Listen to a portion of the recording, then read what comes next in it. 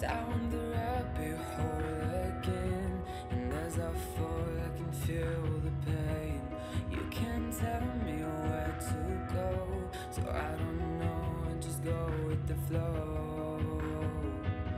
I go with the flow. I'm falling up, I'm falling down, from the sky and from the ground. Up above just like below, and I don't know where I should go. 'Cause I'm stuck in limbo.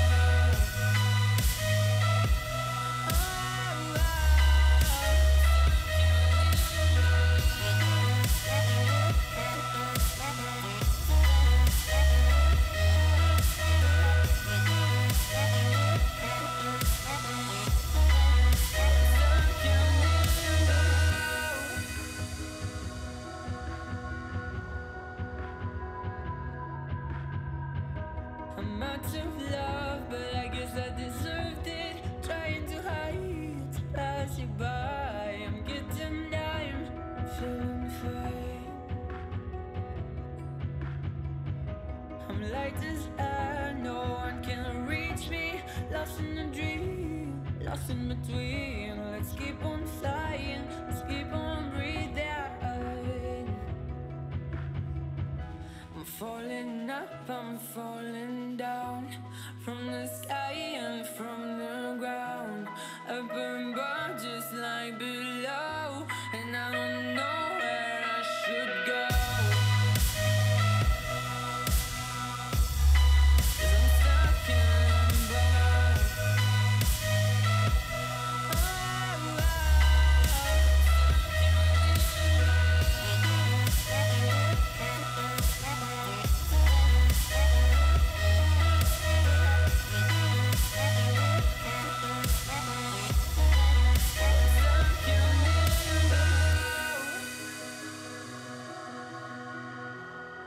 Cause I'm stuck in limbo.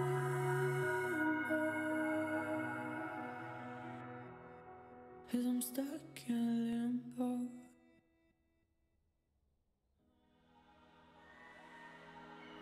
You and me, hanging from the willow tree, quietly drifting in the open breeze. Suddenly the wind blows you away from me.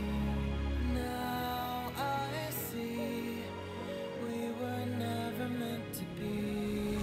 If only we could travel back in time. Whoa, right where we belong. Maybe we'll never need a reason why. Whoa, dancing till the dawn. If only we could travel back in time. Whoa, right where we belong. Maybe we'll never need a reason why. Whoa, dancing till the dawn.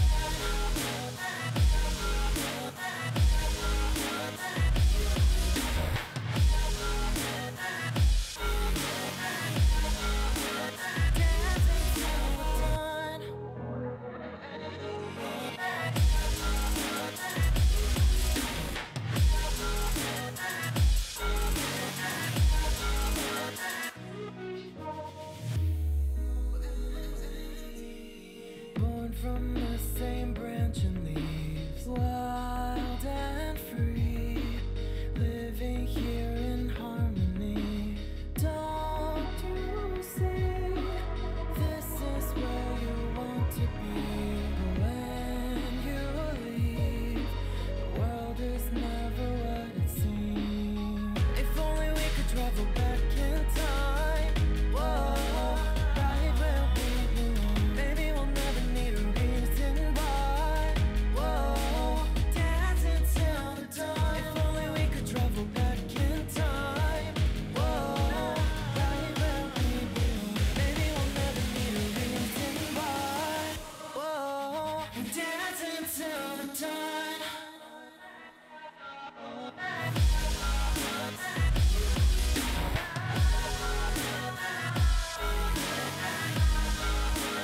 Dancing till the dawn.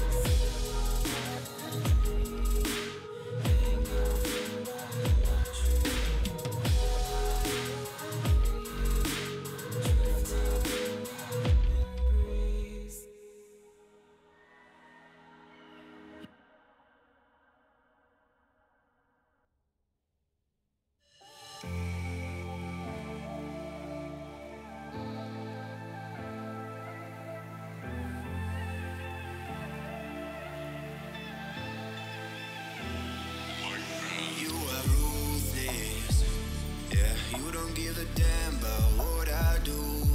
You think you're the coolest. Who would ever wanna be like you? You left my heart in pain.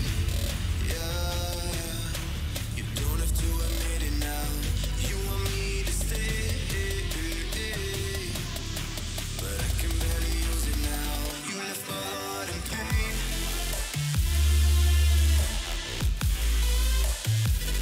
You want me to stay, yeah, but I can barely use it now.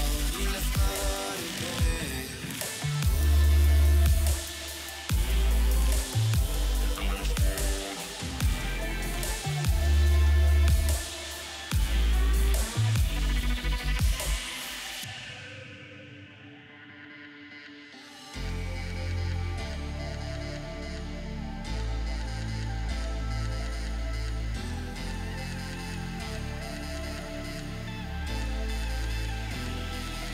You live a high life, limousines through your fantasies.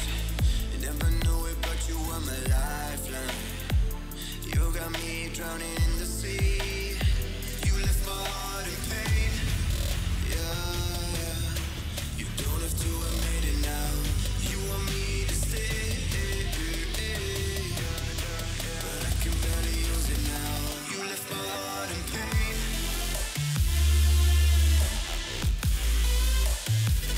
You want me to stay, yeah, but I can barely use it now. You left my heart in pain.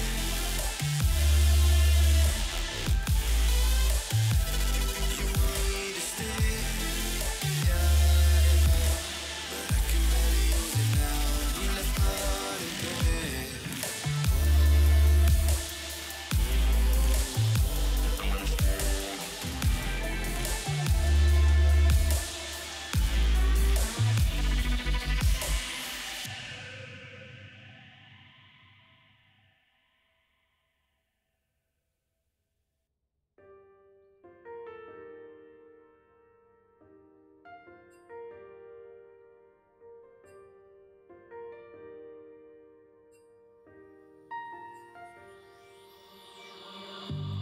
On this journey we will find our souls begin to intertwine.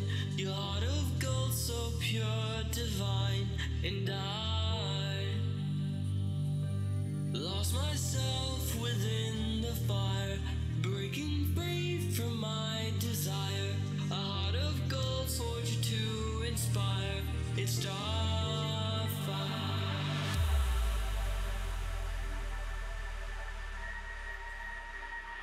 It's starfire.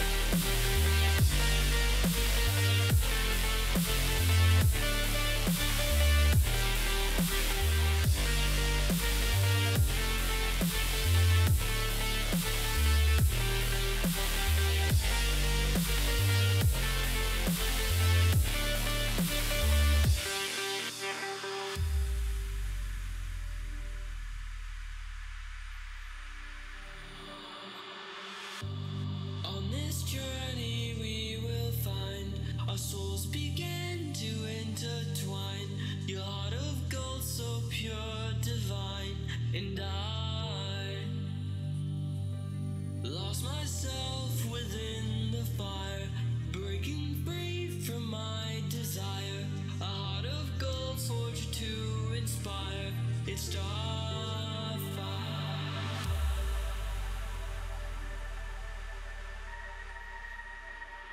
It's starfire. Starfire.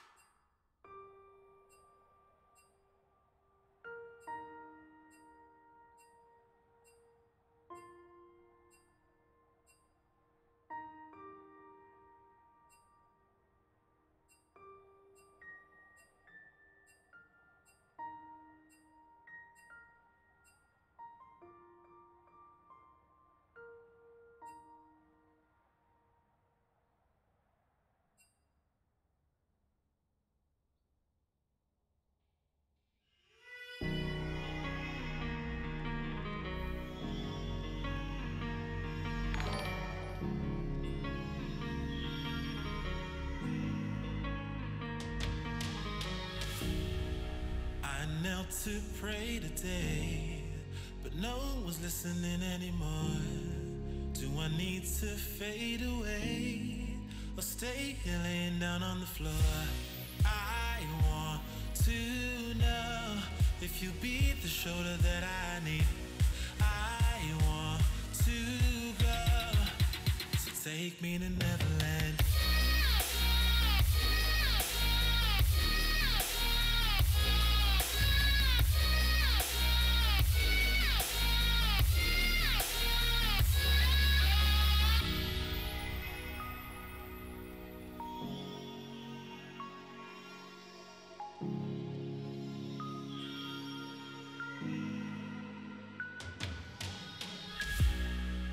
Can you help me find a way? Where is the God that I need? Can I get some help today? Lord, help me with the blood that I bleed. I want to know if you be the shoulder that I need. I want to go, so take me to Neverland.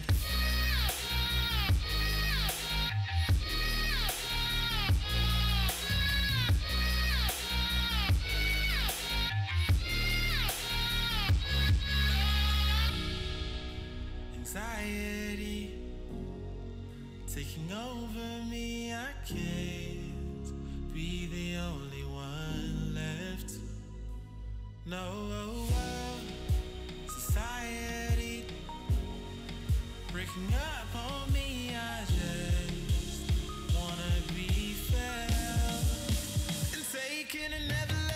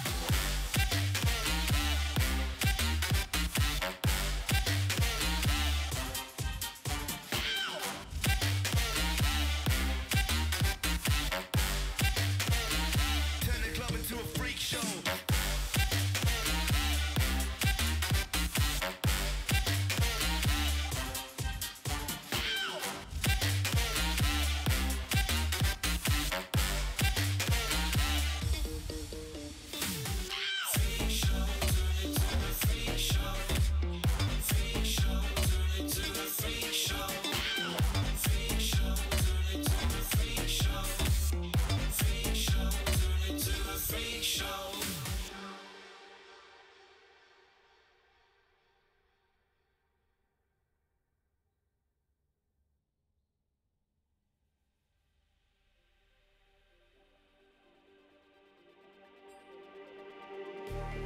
Just like the street lights lit this town, like a fire in a blaze, gotta burn it down. Can't be afraid to leave this out. We got this far, don't know how. I see danger in your eyes. They know we'll burn down the night. Coming just like the sunrise. You know that we gonna let it out. Tonight, we gonna let it out. Tonight, we gonna let it out. Just like the sunrise, we gonna let it out.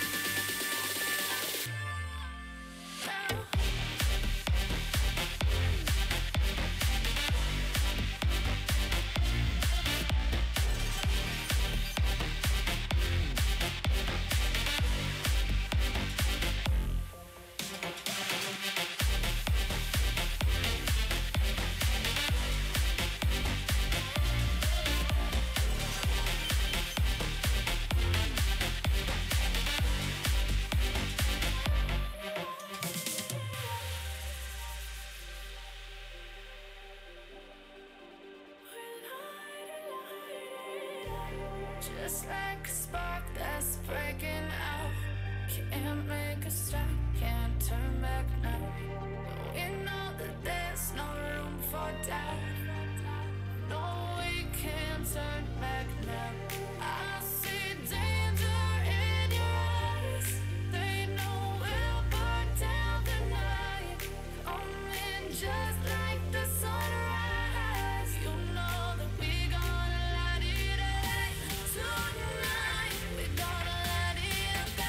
Tonight, we gonna let it out. Just like the sunrise, we gonna let it out.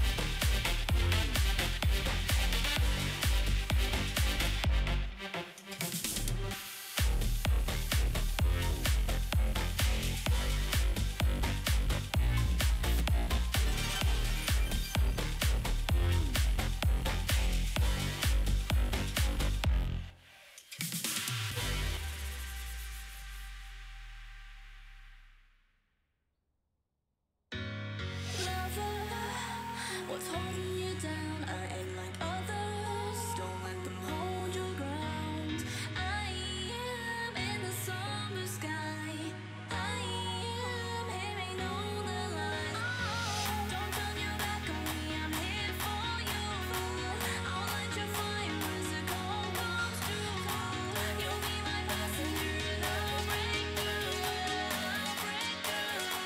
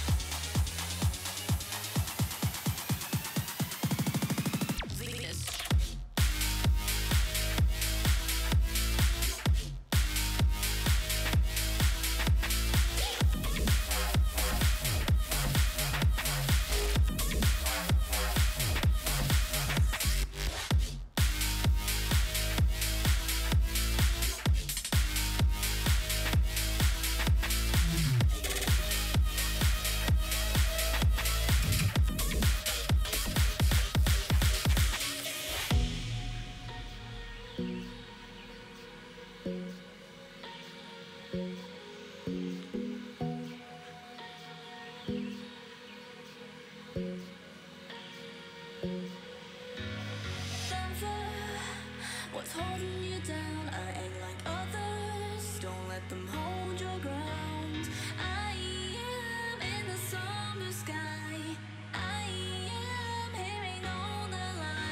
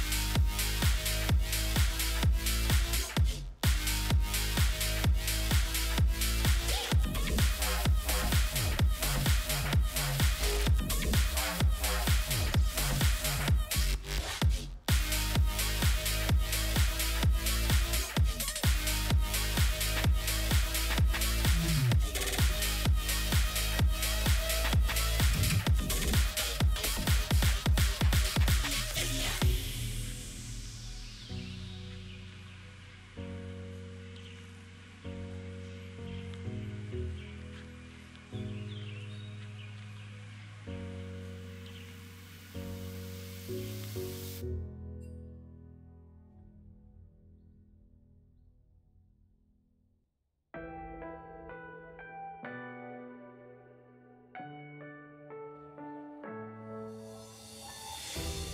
falling. Tell me why I'm falling. Oh, life's calling, but it's hard because I'm falling.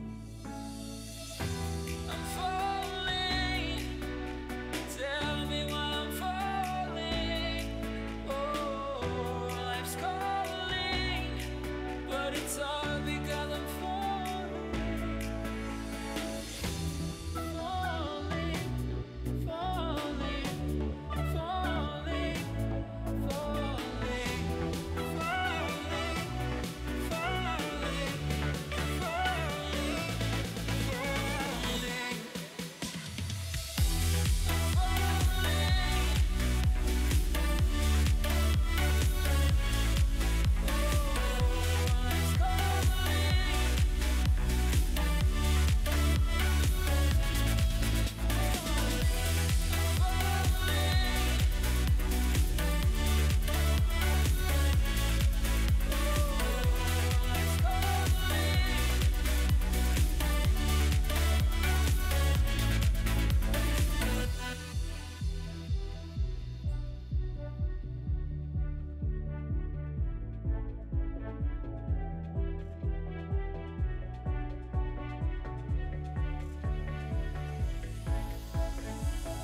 started to fall, and where were you?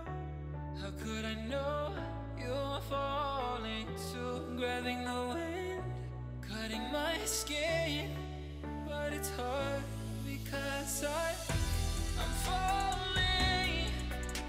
Tell me why I'm falling. Oh, life's calling, but it's hard because I'm falling.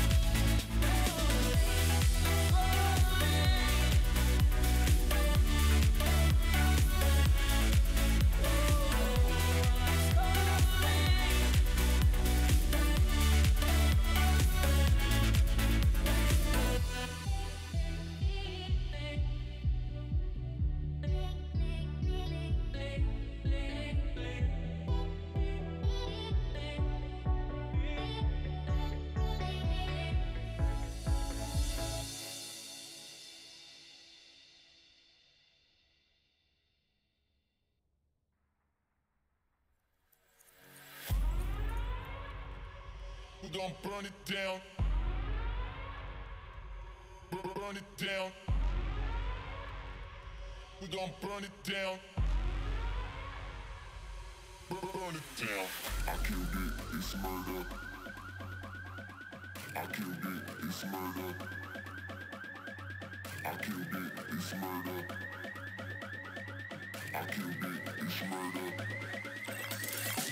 I killed it, it's murder, go crazy, berserker. I killed it, it's murder, go crazy, berserker. I killed it, it's murder, go crazy, berserker. I killed it, it's murder, go crazy, berserker.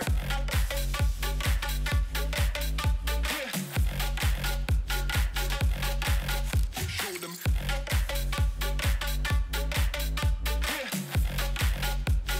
Change the station with a new shit.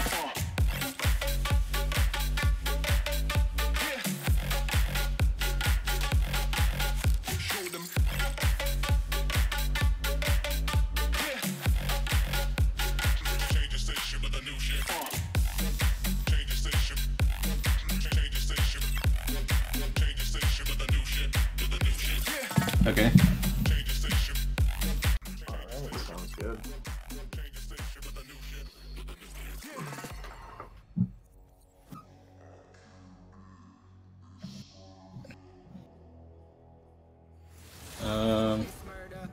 Do you want to turn off the music or? Okay, yeah, I think it's okay. It's all right now.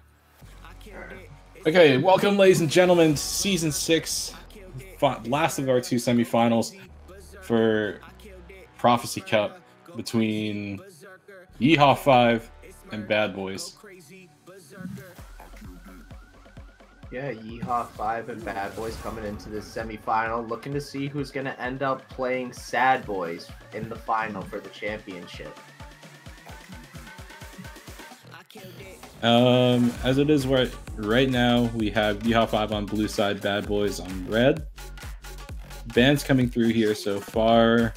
2 mid lane bans from Yeehaw5, which is pretty normal considering the fact that I believe Charlie is still their mid laner, yeah. Yeah, the Xerath. Xerath and Irelia, yeah. And the Heimer ban.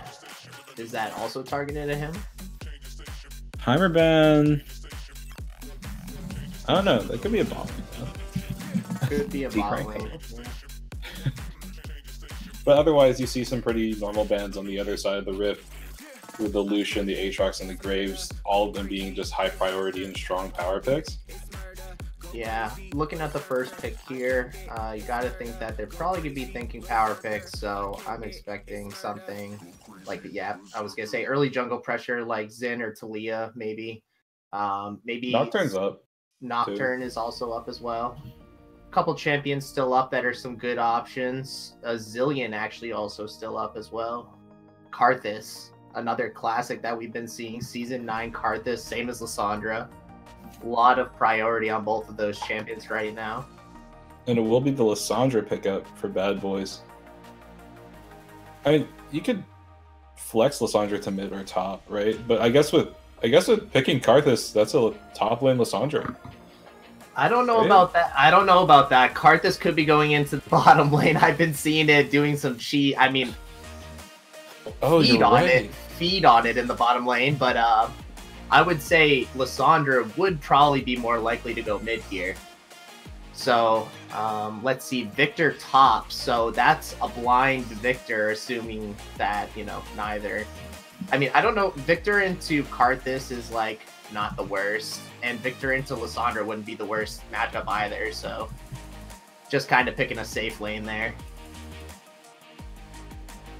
Ari though. And what are we going to get here? The Camille. Ooh, I forgot about Camille completely. Can't believe I forgot about Camille. Yeah, Camille, once again, one of the, like, that early pressure jungler that you were talking about, right? Yeah, she's right up there, like, top 3 pretty much. Her, Xin, Talia, Nocturne, all those are just so high priority. But we got bans coming out targeting the 80 carry for Yeehaw here. Socratic's a good 80 carry. I think throwing bans his way is a decent strategy. Taking out some early game power with the Draven. And then coming through is Morgana. Yeah. Targeted memo. Like, you would think with the club tag I Flay, it might be a Thresh ban, but... Yeah, I don't know. I think a lot of people just hate playing versus Morgana just because her Black Shield just makes it just so annoying to catch people out. And, you know, we were talking a little bit about this before the cast, but just like aggressive supports are pretty meta right now. Yeah, like, you don't have to explain that to me. I hate playing against Morgana. Like, yeah. I ban Morgana, I think, in almost 50% of my games, if not over 50%. She just makes it so that you don't have to position correctly at all, and you can just go brain dead in lane. Yeah, a good Morgana is incredible, like, a nightmare to play against as a support, so I understand throwing a ban that way. Pyke rounding out the bans for Yeehaw5, also very understandable. Alistar is the pickup, though, for Bad Boys and the support. I don't know if you've seen it, but that Reddit post yesterday with Alistar gained a lot of traction. I definitely didn't see that one. What was it about? Okay, so there's a new combo with Alistair where you headbutt, but you use your recall to cancel the Mata one. Yeah, the Mata one. I did see that actually. Yes. So it's just incredibly frustrating to play against when someone like uses that combo properly. Mm-hmm. Because that's not what's supposed to happen, right? Like it's a bug for all intents and purposes. Yeah, exactly. Like it's a legitimate exploit. And bug abusers, dude. Yeah, bug abuser. I mean, like overall, Alistair's just a powerful pick, and I don't mind it. But I had to play against someone who was using that bug properly today, and I was very frustrated. I mean, I was also really tired, but oh yeah, see, look at here, we got the karma hover. So we are probably going to be seeing that Karthus in the bot lane, and I love the Nami pick. Not, I don't think they're going to put it. He'd be top if they put him there. Yeah, you're right. You're right. But I was really loving the Nami pick because, like, I've been playing a few off rolls in AD carry lately, and I've been enjoying that. And Nami is just like makes it so that as an ADC, you can just literally play as aggressive as you want. Because you literally slow them, you get heals, so any trade you take is worth it pretty much. And against someone who's as immobile as Karthus, your bubble is that much more of a threat. 100% agree. Same thing with Wave as well. He's just a sitting duck. What I do have to say though is that the composition that Yeehaw5 has put together here is not super tanky. Like the tankiest person who's going to be on this comp is Xin Zhao. And then when you consider like all the team fighting tools that it's actually an Urgot mid, Lissandra top. Told you it's Lissandra top. Anyway, but I agree with you here. When I look at Yeehaw5's team comp, I see more of like a solo queue team comp, not really one suited for team fighting necessarily, more for just kind of getting early leads, trying to push an early victory basically. It's like let's crush lane, win game, like classic strat. We're picking OPs. We got the Victor top. Yep. Like but that being said, it's not as though Bad Boys' composition is bad either. Like you have Lissandra, who I would say is a high priority pick. You have Urgot, who's a really good pick as well, and along with Camille. Karthus with Dark Harvest in his current state is pretty insane. Especially Karthus putting him in that 2v2 bot lane. Like yeah, if Karthus gets ahead or gets like any free kills with his ultimate at all, the game just becomes like it just becomes a timer. Because he's just going to keep scaling to the point where this squishy team is just literally not even going to stand before him like at all at any point in the game if he gets going. Yeah, and when you think about how team fights can go, things could be potentially disastrous for Yeehaw5 when you consider Lissandra's new passive. Like she doesn't even need to be part of the kill for her passive to proc. She just needs to be around. So there's just so much team fight that, like, in ways that Bad Boys don't even have to opt into.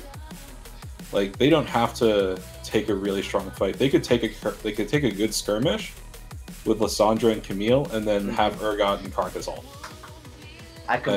Still walk away.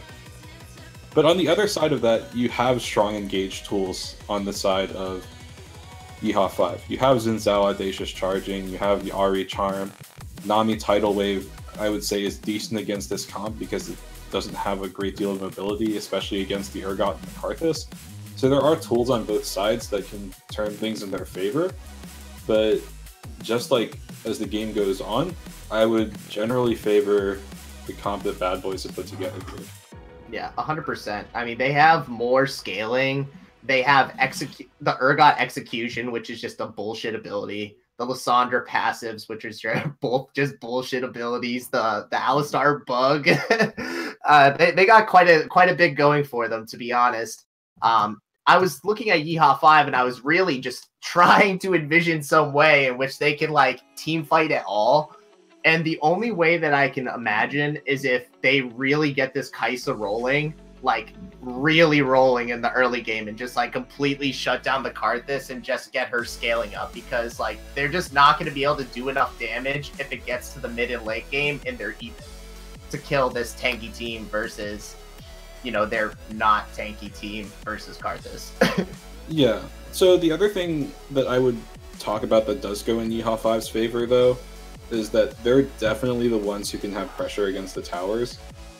Like, now, I don't think that Nami Kaisa necessarily can outpush the wave clear that Karthus has available, but their composition, if they group up, and if they, like, let's say that you 3 or 4 man bottom lane, or even 5 man bottom lane to kill Karthus and push Alistar out, like, what is the response from Bad Boys? Like, if Karthus goes down early, then you can potentially just get a tower and dub all your lanes. I mean, I believe that is what they're going to have to do. So for Bad Boys to counter something like that, you got to think that Camille's going to probably want to hover bot side more in terms of her, and setting up her general jungle pathing in this early game to be more around the mid and bot side versus the mid tops. Yeah. Because you want to, and on Camille in general, like, I mean, me personally, I love Camille because, I mean, it's just such a solo queue thing to just level 2 gank, but I wouldn't even be, I mean, we have the level 2 gankers, Xin Zhao and Camille, so I wouldn't even be surprised if somebody tried to cheese the mid lane, like, level 2, just to get it rolling. But, I mean, yeah, if I'm Bad Boys, I'm hovering bot side, trying to keep this, I mean, you, as you said, you just don't have to play aggressive in this situation. Take a good skirmish here or there. Let your scaling do the work for you. Okay, so now we're in game. Let's see if there's any interesting level 1 setups. Yesterday we saw a really effective setup game 1 from Sad Boys. You see pings coming through here Coming on the bottom in. side. I might be behind. Yeah, all 5 members of Bad Boys have grouped up here. They get the stun here onto Secretic. Secretic's going down. First blood for the Karthus. Uh-oh. What did we just talk about? Don't feed Karthus. All right. I mean, well, you want to get the Karthus off the. You want to get Karthus off the ground like really quickly. And on the flip side of that, you just killed Secretic, who's the AD carry, who's the Kaisa, and Kaisa is also someone who you want to keep down. So now T-Crank is going to walk into lane with an extra Ruby Crystal. So he's going to be able to just like take a lot more harass and not worry about a lot of the pressure that Nami and Kaisa might be able to output onto him. Yeah, definitely. I mean, we're looking at just a strong side start by the junglers here. So nothing crazy to start. It's going to be interesting to see what they do with their level 2s. I'm assuming we're going to go crab hunting. So it'll be interesting to see if Camille decides to challenge or just go for the free crab on the blue side. Because I'm assuming Xin is probably going to go red side, this bottom side.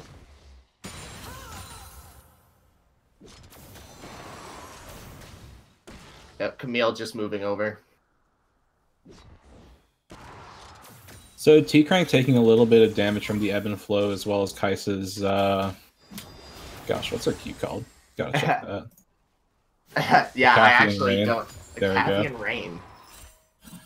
The more you know. Yeah, so, but like that Ruby, if T-Crank doesn't have that Ruby Crystal, it's actually so much more damage that he's going on. I think he's just positioning aggressively because he has that Ruby Crystal available to him. Aqua Prism does find its way onto him as the bottom lane of Yeehaw 5 hits an early level 2. Yeah, just slow start here for the most part. Just letting people push in. Looks like Camille is roaming up to the top side for this possible gank. Oh, does get the flash stun. Kiyoshi's in a bad spot. He has to get out here, but that does mean that Ropey gets his Dark Harvest proc.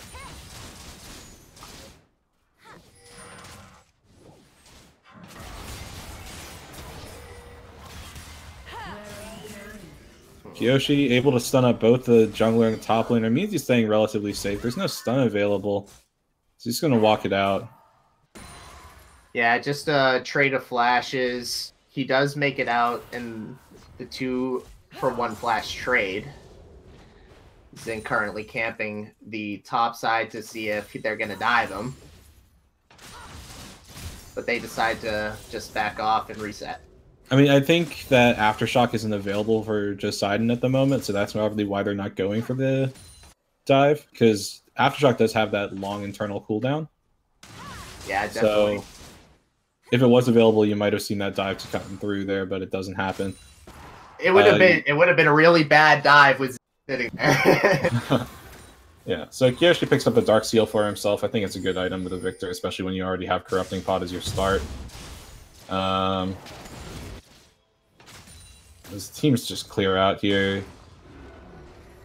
And things are at relative parity. You see that Knight of the Zed rather, has a slight CS lead in the jungle, but overall in lanes, all the CS numbers are the same. Yeah, pretty much. It's a good Aqua Prison from Puff. We were just talking about how pretty much like winning for Bad Boys is just going even. They don't have to, force the issue. They can just play the lanes out, get their level 6s, start team fighting, like, if they really want to. But, I mean, they can just let the scaling do the work. Yeah, and I think that's what they want to do. Like, they're seeming to be playing very controlled. The most, I guess, tempo or action we've seen has been from Ropey ganking top lane twice. And I think that was really just to push the lane into top and try to deny some CS from Kiyoshi. Oh, this is probably a dead Victor. Poseidon looking for a bit of an engage here, but he's level 4, gets stunned up. Here comes Ropey with a tactical sweep. Kiyoshi might be going down here. He's gonna get away. That Q's gonna come back up again. He's gonna get it again, and he's gonna get out. Like I think Ropey wanted to try to get hookshot off, but that's a long cooldown. The other thing you have to think about is with Ropey hovering around this top side so much, like Poseidon is actually a bit behind on experience, I think. And actually, a really interesting point just about the top lane in general. Top lane Victor is much more effective on blue side than red side, just because it's a lot easier to avoid the ganks because you have the huge wall. So, I mean... hookshot finds a stun onto Knight of the Zed. There's the Fear After Death, I believe the Urgot ultimate's called, is just Charlie goes forward. I don't think he wants to be in this position. He's level 6, but he doesn't have Disdain, this dash to get away. As Memo comes in with the headbutt pulverized, there's the Ignite. And it's actually Knight of the Zed that picks up the first blood because of the tower. Aggro going out to Ropey. Little too aggressive there from... Oh, it's not first blood. My bad. Not first blood, but definitely a kill. Meanwhile... Oh, but T-Crank is 5. He doesn't have the ultimate available. He doesn't have that Requiem to call. Socratic nabs the kill onto Memo with... Gosh, what are Kai'Sa's abilities called? I don't even know either, Void to be honest with okay. Void Seeker, Cathian Rain, Supercharge, and Killer Instinct. Okay. Invisible, invisibility, shield, dash. Unfair. But basically, a good comeback here from Yeehaw5. I mean, a little bit of a aggression from the jungler there to dive the turret at about 30% health. But I would say it's just effectively punishing this over-aggression that Bad Boys put out. Like, we already said that Bad Boys just have to play the lanes out. They don't have to do anything special, make any super aggressive plays. They just have to hit 6, coordinate with their jungler and the rest of their teammates, and snowball off of that. It's kind of odd that they went for the play like that, especially with T-Crank only being level 5 and not having Requiem available. I mean, you just see that low health target and you just get red in the eyes, you know what I mean? Yeah, man. Your baby shark might not be around, but they can smell the blood in the water type of deal. I get it. Right. Yeah, no early moves to Dragon just yet. I mean, we are playing on the new patch, right? So we are going to see turret plating is in effect. Yeah, I do see that. Okay. So with the turret plating, I mean, we now have all the extra gold on the map. Me and you were talking about this a little bit earlier, but I do want to bring attention to the fact that Rift is now a lot more valuable than it has been in the past, because you can use that Rift to get a ton of extra gold using those turret plates. Yeah, absolutely. Nice dodge from Charlie against the Charm here. He's just trying to wave clear against the Ahri. Just side and taking a nice chunk of damage from Kiyoshi. Throws out the Ice Shard. And wait, I didn't realize you could still reactivate that while you were silenced. Reactivate what? Sorry. Lissandra's Glacial Path. The Claw. Oh, instant engage from Secretic here as he uses the Killer Instinct. There's the Audacious Charge from Knight of the Zed. Nice headbutt from Memo to keep his carry alive, but that's a really great Aqua Prison. Knight of the Zed taking a lot of damage here, though.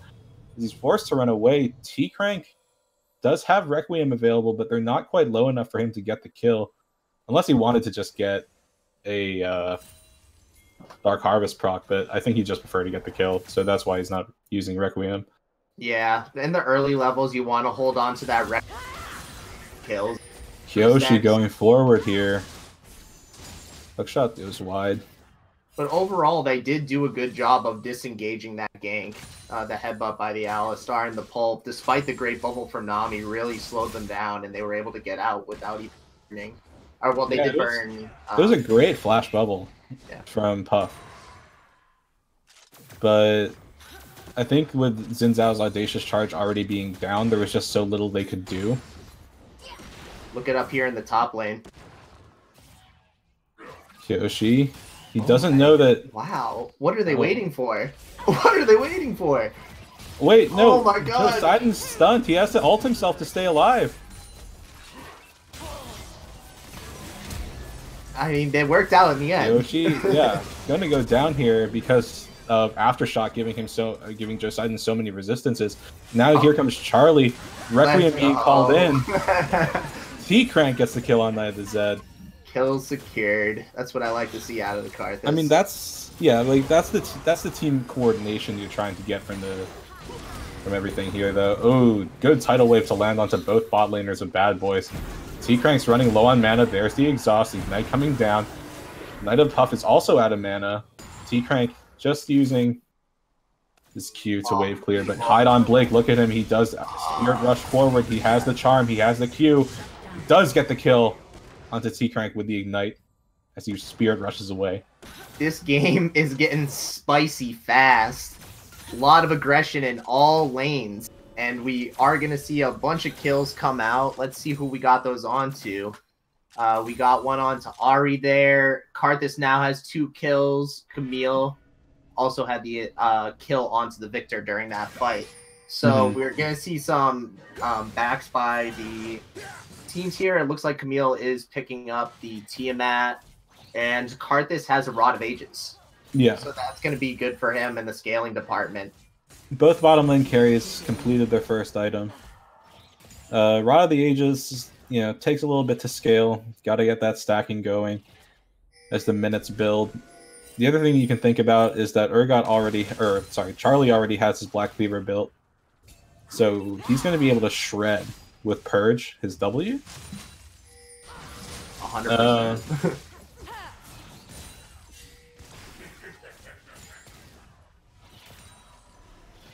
I'm about 1 second ahead. I'm 12-15. 12-16. Yeah, I'm at 12-16 right now as well.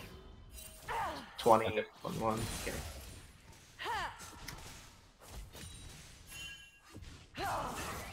Alright, well... Man, Kiyoshi is just not taking any damage here. And he's getting hard camped, too, by Camille, and he's just, making it out almost every time. He's playing really well. And look at this, he's created such a large CS lead. I mean, I think that's, slightly mitigated by the fact that Poseidon has 3 assists, but still. I mean, but you have to give credit where credit's due. He's been getting hard camped. No, absolutely. And he's really playing well. He's just absorbing pressure. And this is in a situation where we were talking about Charlie should be giving more attention into the bot side. 100%. But speaking of that, Charlie is bot side now. Pops the Scryer's Bloom over the Dragon it looks like Pit. both the junglers are smelling bot side right now. Supercharge coming forward from Socratic here. Pulverized misses from Memo as now he's knocked up by the tidal wave. Does get the head buff onto Hide on Blake as he's charmed by the Ahri. Flashes to safety, but Ahri flashes over the wall as well. T-Crank going down here as Fear Beyond Death gets the kill for Charlie Smells. Now so much action as Socratic now looking to go forward. Knight of Puff does go down. Charlie stays alive as the TP was channeled from Joseiden. And the rest of Bad Boys is completely routed as Ropey wanted to get something back, potentially look for a double kill with Hextech Ultimatum, but he's not able to do it. Ace coming through. That was a 4v5 Ace. He was up in the top lane the whole time. That was a 4v5 Ace by Yeehaw. And, I mean, really, we were talking about making plays down on the bot side, and it was just a matter of who made the play first there, I think. Because Yeehaw rotated down right when it looked like everyone wanted to dive the bot side, and they just all got caught way too far up, and it led to a 4v5 Ace. And the other thing that you have to consider is that vital ultimate from T-Crank, that Requiem, is not available. It's on such a long cooldown. And when you don't have it, your team fighting is on this composition that Bad Boys have put together is substantially minimalized. But where are we going from this fight here now? Let's see. We got some Vision Wars. Yeah, so in the top lane, you see that Yeehaw5 secured first tower for themselves. The other thing that you have to consider is now Kaisa, since that first death, is 3-0, right? Ahri is 4-0. There's a lot of shutdown gold to be had if Bad Boys can find their way onto these two carries of Yeehaw5. I'll take the risk as Yeehaw5 because we got the kills on the right players if we want to try to, meet this early game win condition. Yeah, absolutely. But I agree, if, just one step out of place and the game could turn on its head. That's just the way that they made the game. Like the minions adding to your bounty gold. You could have like one kill and have 1,000 bounty gold. Yeah, look at that. Kaisa is now up to a 700 gold bounty. Ahri at 750. You get both of those bounties onto one member of Bad Boys. I think the only exception being the support. Bad Boys look so much scarier with all that gold on a carry. But in the top lane, Joseiden taking so much damage from Kiyoshi. And Kiyoshi just gets the kill, but instead in the bottom lane, you see the Puff goes down to the engage of Ropey after the hook shot comes through. Frozen Fist Victor is just so painful to watch. You just get perma-CC. Just run him down the lane. Free kill. It's not like Lissandra's like in a mobile champ either. Oh, that's a really good interrupt from Knight of the Zed, but he is going against this Camille here. Uh-oh. Ropey's able to get the kill on Knight of the Zed in this situation. That's Kaisa using Killer Instinct to get the ultimate off. Now, although that means that Kaisa's bounty goes up to 750 now, at least it's good on Ropey to trade it back. What do we got here? 4-1-4. Storm Razors before that. Right, taking a lot of damage from that Storm Razor proc.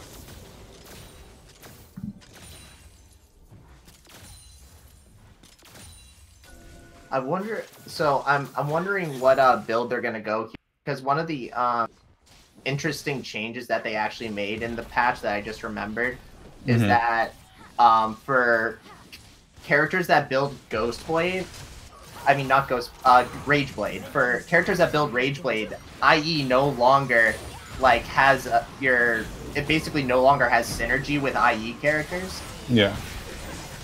T-Crank channeling Requiem. The Fear Beyond Death misses from Charlie as he's now engaged on by the audacious charge from Knight of the Zed. There's the Victor ultimate Chaos Storm. Kiyoshi taken low, but he is able to nab the kill onto Ropey. Joseiden has to force the ult with Kiyoshi in this situation, but his ultimate does practically no damage as he flashes away to safety. He's taken under the dead tower. As that's a kill again. And now Memo's out of position here. Bad Boys are just not coordinating. Yeah, they're definitely getting picked off all over the place here. Oh, good deal. T-Crank. Oh, but the heal from Nami saves him as T-Crank's out of mana. Forced to burn the exhaust. Oh, but he does go down to the final bit of damage from T-Crank's... Gosh, what are Karthus' abilities called? Defile. Defile. That was like the final tick of Defile before his mana ran out too, and you can see that Presence of Mind is so good on Karthus because it gives you back your mana, and it gives you back ultimate charge. I used to love running Karthus before they ended up changing the sorcery keystone in tier 1, which also gave you cooldown ultimate cooldown reduction. Ultimate hat. Yeah, ultimate hat. That's right, ultimate hat, and you used to run it with Presence of Mind, and you could get with him and Nocturne. It was great. The thing is, now that Karthus runs Dark Harvest, though, and they move that ability into the Domination tree, Karthus is able to do that again. Yeah, Karthus is just pretty ridiculous overall. I mean, he's been kind of a ridiculous champion for a few patches now, because remember the Clarity Predator builds were just ridiculous as well. Those were horrible. As the teams start duking it out a bit over Dragon here, I don't think this Mountain Drake is worth too much trouble. I don't think that you want to commit for a fight. But what I do have to say is that we talked about it earlier, that Yeehaw5 have a better tower pushing comp, and it's definitely showing at the moment as they're looking to take this Rift Herald. They're already up 2 towers. Rift Herald will just extend that for them. But in response, you see that Bad Boys elected to take the Mountain Drake as Yeehaw5 tries to navigate the... Oh, they're not able to get the Rift Herald as it despawns. Memo taking a lot of damage. Spirit Rush, he's not even able to pop the ultimate. The Unbreakable Will not coming through. T-Crank dodges the tidal wave, but he does get hit by the Ahri, does get taken down. Now that's 2 members of Bad Boys down, as Baron has just spawned. Yeah, you got them. Are going to go for it? I think you can. I mean, absolutely. You want to do it while the Karthus is down, because taking Baron when Karthus is up is a nightmare. You see Charlie's here. He has the stun. He goes on to Kiyoshi. There's the Hextech Ultimatum. There's the Lysandra ultimate, but Poseidon ulted himself and not Kiyoshi, which means that there was damage output coming out from the entirety of Kiyoshi and Socratic in that situation. They push the full team of Yeehaw5 off the Baron as T-Crank finally respawns and casts Requiem. Finally, the Victor goes down. I mean, he is so unreasonably tanky for just having a Frozen Fist. The other thing that you have to talk about, though, is that this Ahri is 5-0 and 6, 850 gold bounty, hasn't yet to go down. Like, pumping out damage, or Hide on Blake is just pumping out so much damage with this Ahri. It's a huge threat. Whereas, like, Poseidon, if he had ulted Kiyoshi in that situation, I think they might have gotten the kill onto him. I'm not saying that Ropey wouldn't have gone down, but at least that's a trade in terms of kills.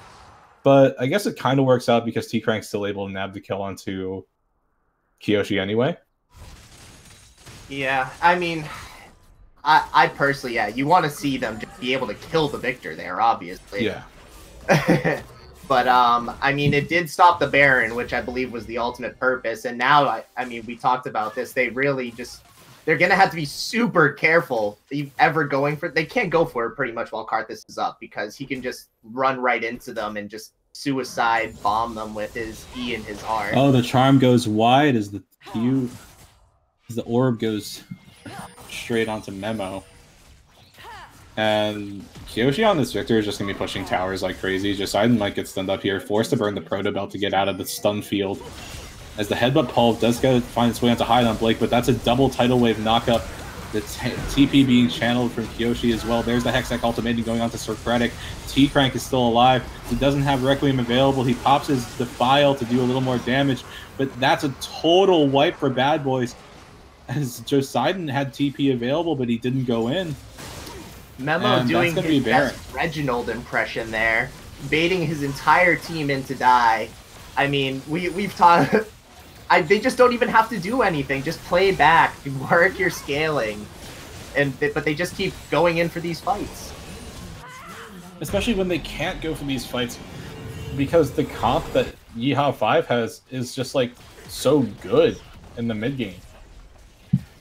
Especially when you have the Ahri and the Kaisa who got the kills. Yeah, this Victor's absolutely killing it too. Just so much pressure on these towers. He's literally just like letting his team do all the work for him, and he's just kind of like finishing up the towers afterwards. He is a part of these fights most of the time, but you know, he's the one who's ultimately getting these structures down. Yeah. So looking at Bad Boys here, what do we got to do to get back in this game? I mean, we got to set up vision in our jungle, make sure that we can actually get our farm that's coming to us. Well, I'll tell you what they're not supposed to do. Oh, no. Charlie is just in a bad position. I don't think he can make it out. Tidal Wave coming through from top as the Aqua Prison does cancel Charlie's dash. And now Ropey's out of position as he wanted to help his teammate out. He just stops there as the Void Seeker gets the kill. Okay, so 2 things. If I'm Bad Boys in this situation, I'm doing one of 2 things. Rather, I am either trying to figure out how do we win a fight to turn things back in our favor, or more likely, I'm thinking about our next game. Yeah, I mean, it's looking like it might be next. I mean, because you always want to win the games that you're in, but realistically, like, the comp that Bad Boys have together here, they lack a huge amount of DPS and, well, T-Crank down. There's the ultimate from Joside, and they're able to nab the kill onto the Ahri finally. T-Crank is channeling his Requiem. Nitro Zed might go down. No, yes, he does to Charlie here.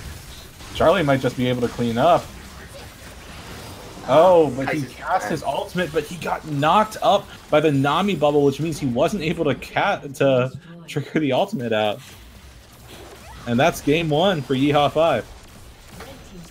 Yeah, great plays out of Yeehaw5 there. They had the early 5 minutes.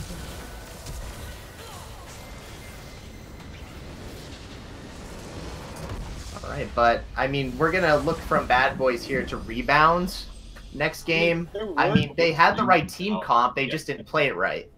Yeah, there were good things about what they did, right? Like, they got a level 1 kill onto... they got a level 1 kill onto Karthus. It's just their over-aggression was hard punished. Ropey going under tower at, like, 40% health. Then that led to T-Crank and Memo getting caught out near Dragon Pit. Just means that everything they had sought to secure with that good level 1 goes away, and said the tide shifts in the favor of Yeehaw5. Yeah, Yeehaw5 with a 1-0 lead, definitely looking to continue their momentum into the second game here. And it's going to be on Bad Boys too. I mean, it feels bad, to be honest, when you face a comp like this and you lose the first game, because then you know that they can beat you with like not a very good comp. So, like, what do you do in terms of picking bans the next game to end up, you know, counteracting a strategy like this if you have to? I mean, game 1s, like, are always testing the waters. Like, whoever, at least in my opinion, for teams. Mm-hmm. And it's very experimental, and so in regards to who did their homework better and who has the better read on the meta. I think both teams chose like strong picks overall in the meta, and they both had defined parameters on what they wanted to achieve. But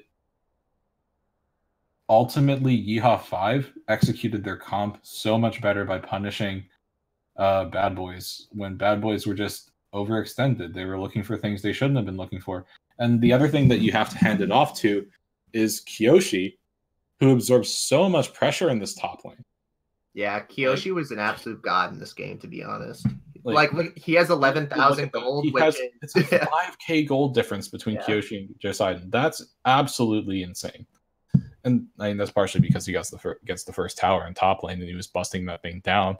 But like, that in no way belittles what Kiyoshi did in this game, which was just play that Victor top so well, absorb so much pressure. And I gotta wonder, like, we said that we wanted to see Ropey look for more bot lane pressure, look to keep the Kaisa down. And that's not what happened. Instead, he opted for top lane pressure, and Ropey, Kiyoshi just flourished. He pretty much just 2v1 them in lane, pretty much. So, like, at that point, I gotta say, like, if you are bad boys, do you swap your strategy up? Do you, like, bring more jungle pressure to a different lane? And do you want to put Joseiden on something that is not quite so carry-oriented? And I also think that just in general, like, Victor, like, you might even just want to throw a Victor ban. Like, I don't know how high priority they need to keep on the other players, but, like, Victor is just one of those champions that's just so annoying to play against in general, because as we were watching, he has literally infinite CC. Once he gets that frozen fist, you literally can't get away from him. He's running around at 1,000,000 miles an hour. I mean, he has armor. He's durable. He gets shields every 6 seconds. He's just one of those really annoying champions to play against, and I wouldn't doubt if they just want to put him onto something else. Yeah. Because, yeah, I don't know. I just hate playing against Victor, to be honest, right now. And the funny thing is he doesn't even have to go aggressive mastery. He can just go Klepto.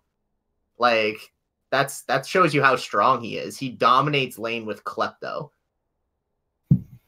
Yeah, I mean, there's a reason why there's continuous Victor nerfs coming in, and they're on the PvE at the moment. And it's just because Victor is just so hard to deal with.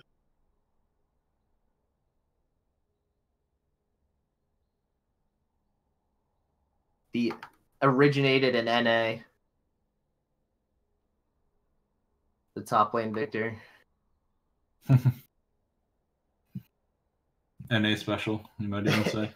It is, yeah, an NA special. Oh. So it looks like that bad boys have elected to take blue side this game.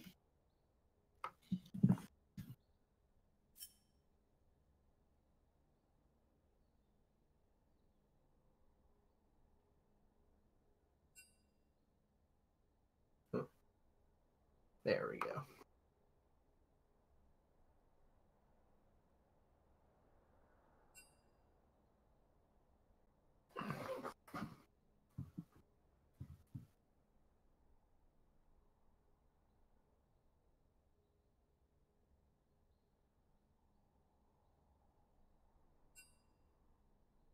Oh, T-Crank says red, actually. Red. So, and it is bad boy selection, so I guess. So I actually like so T-Crank, yeah. So I actually like this because what we were talking about is one of Victor's strengths is the blue side. So if he does, maybe they won't even throw a ban at it this time, thinking that maybe he just won't pick it because it's going to be a little bit more dangerous this time. Could be. But it's bad boys electing for red side, so Victor is still dangerous. Oh, sorry, yeah. Yeah, I was about to say, wait. Something's not adding up. I saw them on the other side, and yeah, I was looking at it in my screen, and it was confusing me because I saw T-Crank on the left side.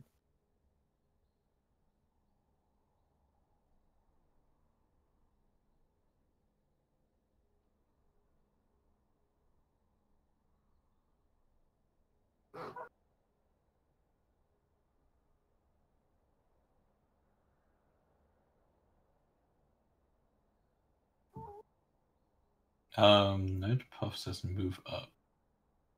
I guess one of us has to move? I'm so confused. Oh, no. Okay, they swapped over.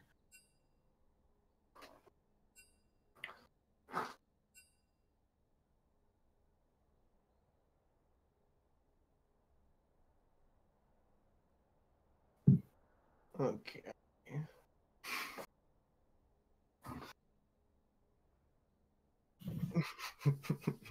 Okay, so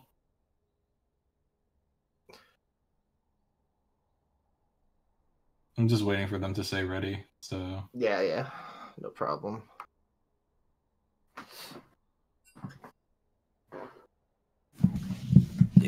Yeah, somebody said they were like, oh, I don't feel like anyone in the P Cup really thinks about like the red versus blue side discussion, and I don't necessarily disagree with that. But I mean, it's only a conversation to be brought up about certain champions anyway, to be honest. yeah. And Victor just happens to be one of those champions. Mm-hmm. So maybe just big braining in the semifinals might be worth it, you know? So maybe the adjustment is ban Victor and try to like get a tank matchup for Joseiden, because like, and this is no offense to Joseiden, but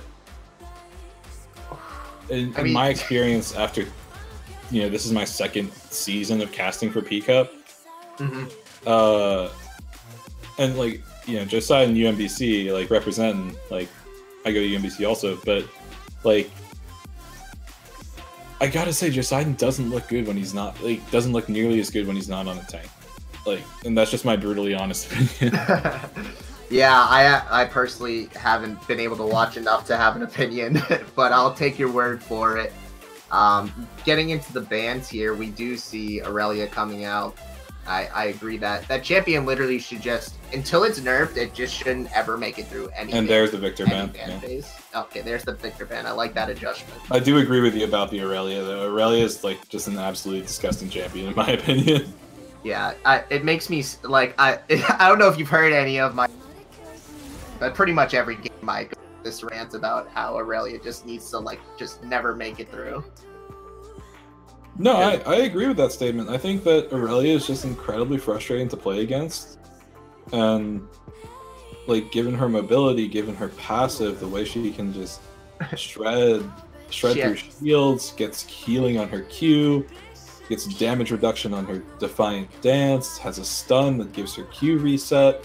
Like, think about this. Have an ult that gives her Q reset. Like, a stun, 3 resets on her Q, an Alistar ult pretty much every 10 seconds.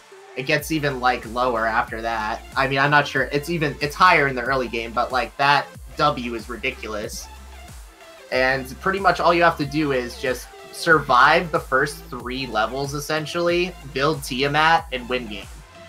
Okay, so this is an Aatrox pickup first for Yeehaw 5. But this could be an Aatrox top lane, or it could be a Smite Aatrox mid. Yeah, Aatrox is just flexed all over the place nowadays. Another champion that is just... I mean, I'm not going to say he is broken now. He used to be a lot more broken beforehand when his damage was insane, and his ults, like, never went down, but I think that in the jungle nowadays he's pretty viable, and I'm assuming that's where he's going to go. Well, the reason, like, I've only seen a little bit of Smite Aatrox mid, but what I understand of it is that you take Smite, you go to Wraiths, you get a really quick level 2, right? And then you just abuse that fast level 2 in lane to net yourself an advantage, but Hide on Blake locks in LeBlanc, which means all my previous discussion means absolutely nothing. You do have a point, though. I mean, you very much... Dude, I'm not gonna lie, I was hoping that somebody would pick Cassiopeia in one of these games. I hope they lock that in. You jinxed yourself, man. I know. He debated me so hard. But basically, I agree with the point that you were... you know, pretty much any Smite mid, you pretty much just cheese the Raptors with Smite, get the early advantage, and then you just kind of keep going. Yeah, that's why they're removing the bonus damage on jungle minions from Aatrox next time. Yeah, definitely necessary. Karthus ban coming through. Chat says Vygar, or Hamlet rather, in chat says Vygar bot pog. Vygar bot? Probably. Probably is, to be honest. I could believe it. Yeah. Looking at what they have right now, I don't think they'll play it mid with Sonder top. That doesn't make a lot of sense, so probably will. The Harbinger is based on T-Crank, like, sent towards T-Crank, so that's Rebans thrown his way.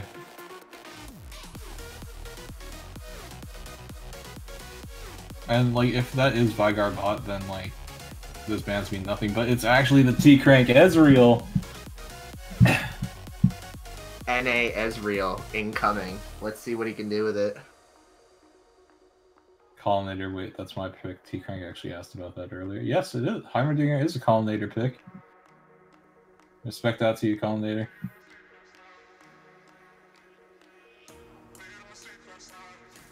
Looks like Bad Boys killed Sentinels and absorbed our strats. Putting Vygar mid over. This is I like this lane better. This Nami Caitlyn. This makes me feel a little bit better about bot lane act. Yeah, I mean, Socratic played incredibly well despite giving over first blood last game. I personally just think that, like, if you're gonna play Nami, playing an aggressive ADC. Yeah. But that means Morgana is open. And we were talking about last game about how frustrating it is to play against Morgana. And Bad Boys elects to take it.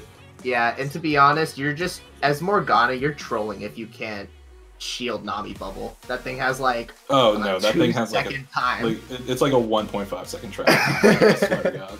So I mean, and the wave, you see it coming from a mile away. I mean, really, like, it's gonna be brain dead ease on point here, and I like their ability to also play safe, but also go aggressive if they land a binding. Ezreal did get a lot of buffs in the recent patch with his AP damage ratios, so I've seen some 3-item Ezreal builds that like just do nutty damage. Yeah, and you're right. It's a jungle Aatrox, so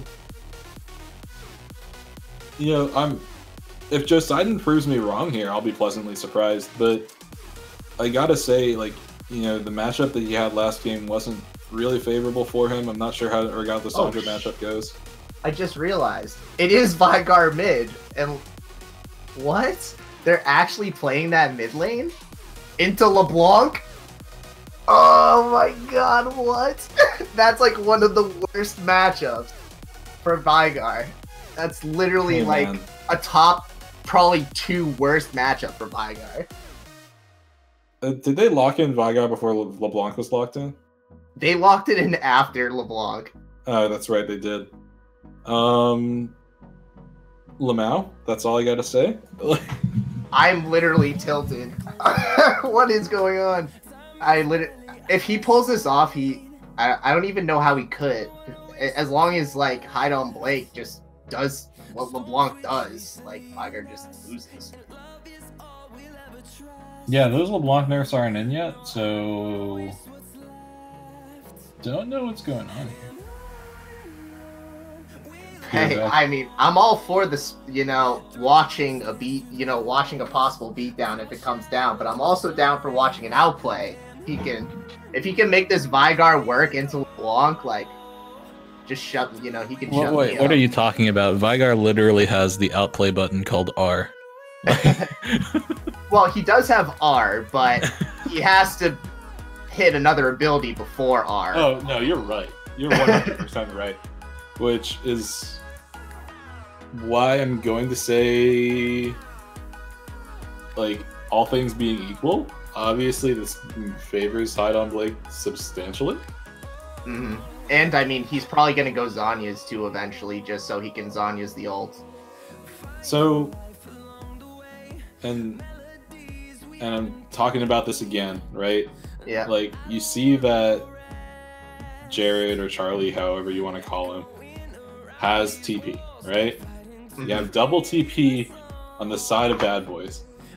Like, I gotta say, if you have double TP, you have got to make strong map movements, right? And TP is not something you can cancel anymore.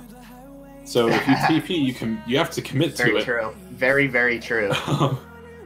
So I would want to see good map movements out of Bad Boys, but like good map movements means that you're coordinating with your team. And what did we say was their win condition? Last game was coordinating with each other. What did they not do really well? Coordinate with each other. So yeah.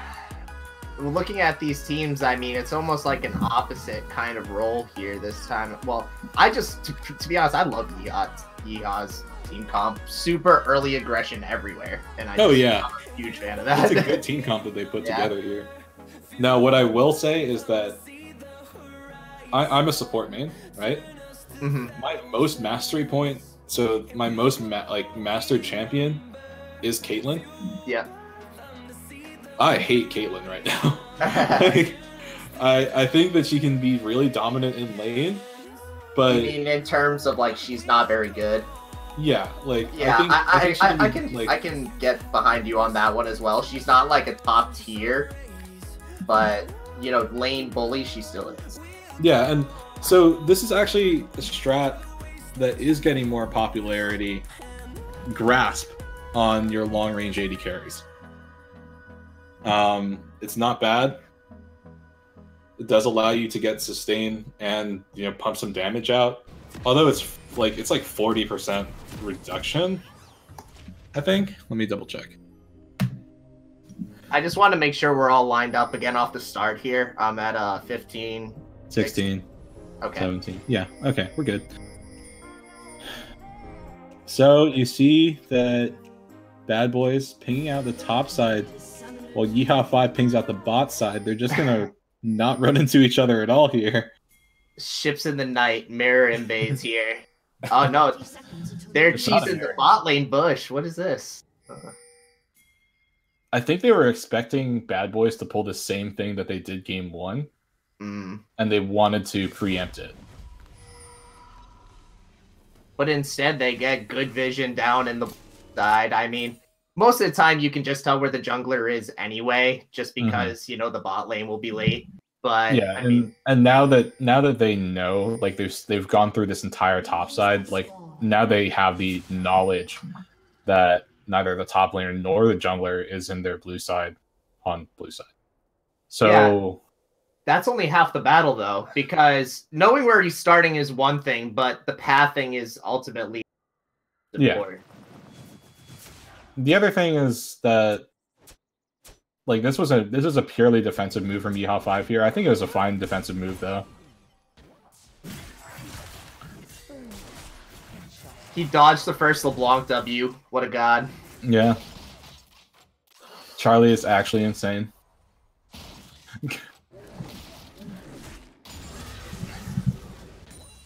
Oh, that's a new Grave skin.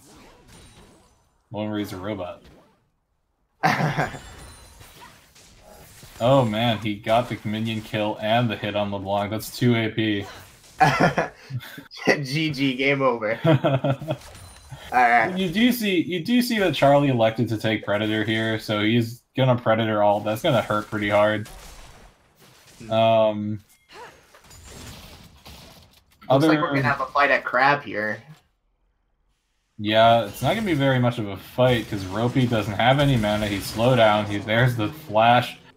And that's the kill for Knight of the Zed here. Big yikes.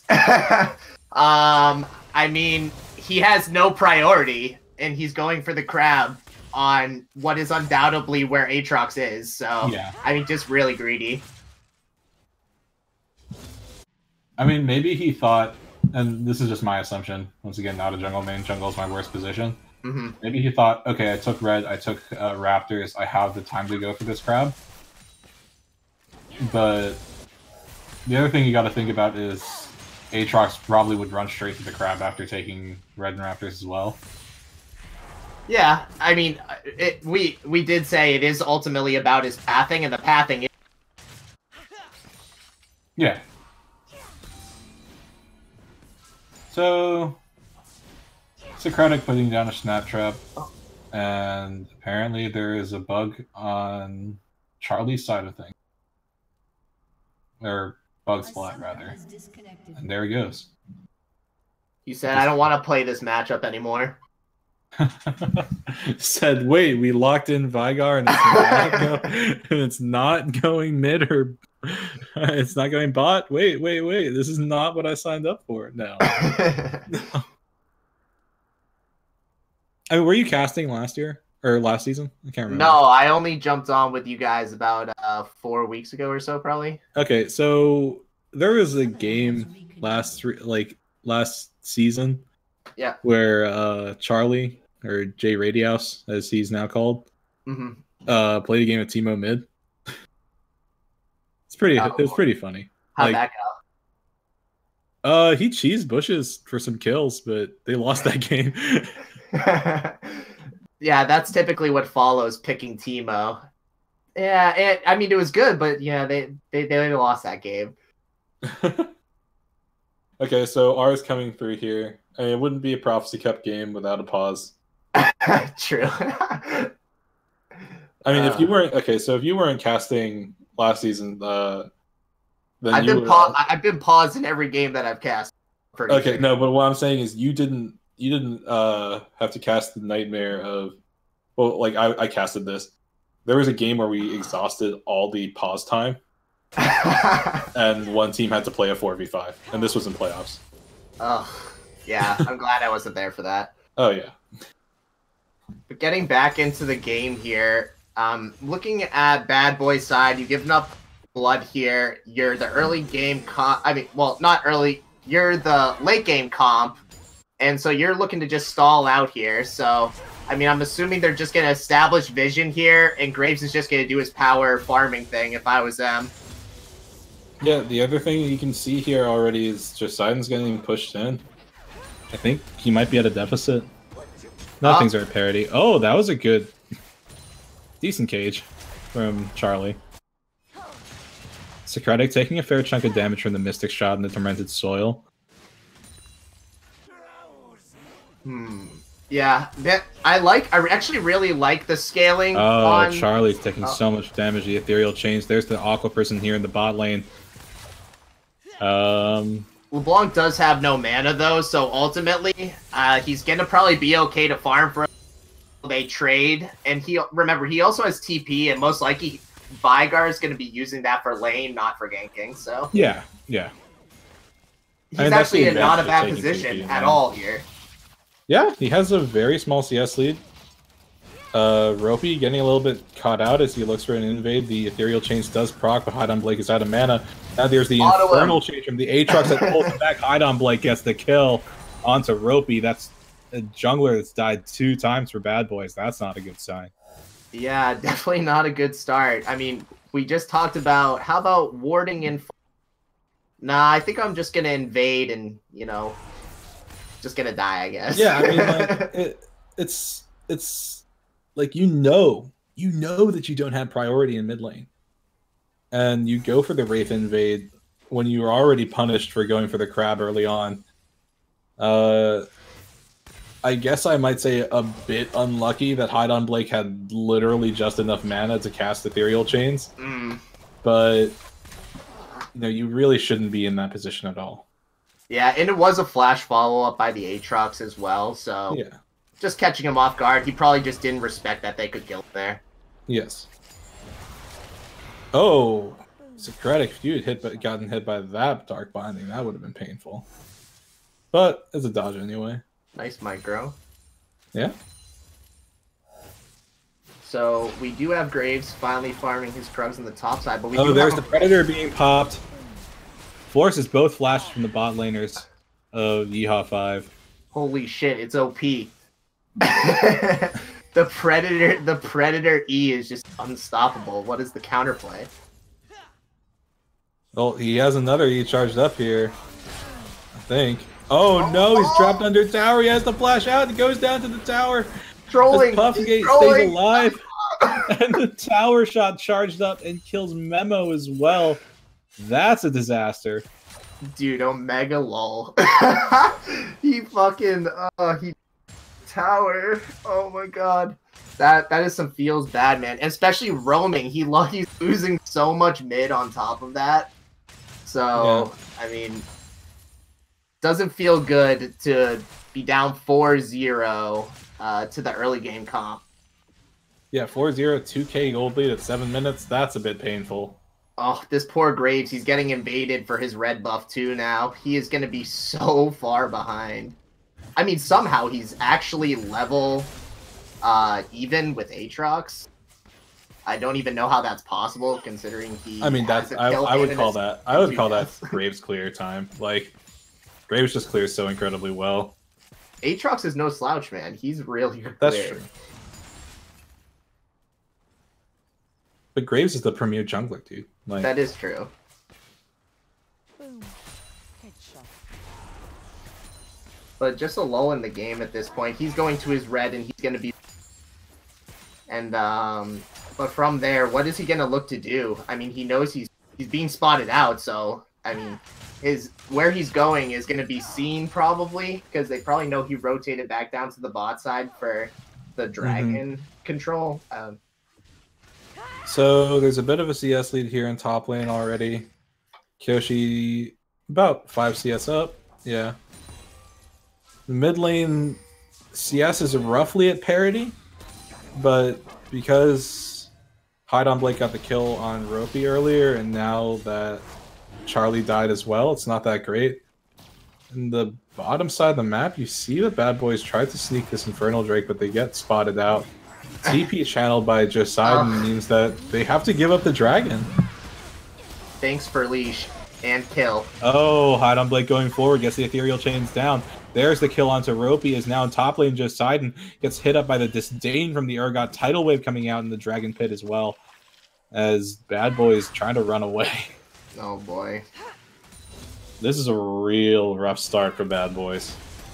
Oh no. Oh, the ethereal chains proccing onto Charlie here, but Hide on Blake just goes back. Yeah, I'll tell you, one of the worst things to ever see in one of these games, just early game kill LeBlanc. Like 2-0, like I wonder what he's building to counteract this. So he has Moby's Predator. He's just relying on AP from his Q. It's Race Car Vygar. Like, yeah. That's a pretty classic build, I guess, for Vygar at this point.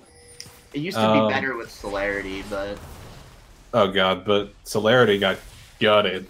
Yeah, it's completely useless now. It's actually worthless. Unless you're basically Hecarim. No, not even Hecarim takes it. That's how bad it is. Well, doesn't it give you bonus... It augments your bonus movement speed, right? Yeah, so there is a post on the Hecarim main subreddit where it pretty much said that the bonus movement speed you get from Celerity is incredibly negligible. Yeah. Unless you're piercing, I think... So actually worthless, then. Because he's the only champ that I would imagine it would work for. Because he's the only one that gets damage off of movement speed, so... I mean, I think, God, no, it's just not worth it on anyone. I was about to say, maybe Fiddlesticks would use it after he channels his ultimate, but even then, that movement speed bonus isn't that good. Nah. But we are looking at one plate down on the bot side. This Nami and Caitlyn are getting pushed back. Taking so much damage here from the headshot procs, plus the grasp proc from Secretic here on this Caitlyn. Is that what Caitlyn's typically run now? Do you run grasp on Caitlyn now? Yeah. I mean, I know pretty much nothing works on her for the part, so I guess that's understandable. You take it just so you can get more harass down, and it's sustained. Because before you'd have Celerity and Fleet Footwork, right? But Celerity's bad, and Fleet Footwork's already not that great. So on the bot side here. Yeah. But I don't think much is going to come from it. Oh, now it's Memo who goes down because the Black Shield expired right in time. Infernal Chains does find his way onto Ropey as Charlie gets exhausted right before his ultimate lands. So there's no kill. This is an 8-0 lead for Yeehaw5. Yeah, perfect exhaust there. Saved his life and baited him in. Perfectly played. Ezreal is going to go down onto the Caitlyn here. Oh, he goes forward. He gets the Arcane Shift down. But now he's in a bad spot as he flashes away the safety. The Ethereal Chains is going to get the kill. No, it's the Caitlyn who nabs it. As Memo looks... Hey! Wait. Come on. One more. Memo? Oh, he's dead. Never mind. Yep. I was going to say maybe he's going to get the triple kill. But... Damage and but instead, I think the TP was channeled by Charlie Hit here. his levels. Get 8. +8. He can't do anything. +8. That is going to sustain so much. Oh no! I can't believe it, dude. He got greedy going +8, and he just could have autoed him down there. No, he couldn't have because of Aatrox's healing. I don't know, man. I'd have to go back and watch. No, go ahead. Go back and watch it and look how much Aatrox healed. Oh, he definitely healed a lot, but I think that if he just autoed him down there, maybe... I think he could have got 2 to 3 autos that killed him, but... No. Like, Vygar's AD is so low right now. Yeah, he has 68 AD. There's no way he would have been able to auto him down. Yeah, I'll definitely be interested to go back and look at that, but we do have action in the top side. Okay. Oh, there's the Fear Beyond Death ultimate coming out from Kyoshi here. As it finds its way onto Joside, and there's nothing that can be done. A little bit of an emote coming through here as they kind of laugh at each other. Alright on Blake, just waiting for the cage to expire to go in. There it is, the engage onto Charlie. Charlie is just getting beaten on as the Dark Binding goes wide onto Hide on Blake. And the Predator does get popped, but Charlie goes down anyway. Yeah, he blew him up before he could set up his QR there. He like purposely rushed it. It was a very good job there, getting in ahead of the Vygar ultimate. Poseidon's going forward here, but he has no mana as the bottom lane of Yeehaw5 finishes up this tower, and they got all 5 plates. But now you see Ropey looking for the kill onto Kyoshi as Kyoshi flashes to safety, gets the end of the line out. Or collateral damage, rather. I always get those abilities mixed up. But Kyoshi still stays alive. Yeah, we got a full court press going on here from Yeehaw5. Bottom lane, mid lane, and top lane absorbing the pressure from the other two. And they're going to take Dragon due to that. Misses Dark Binding, dodges out the bubble.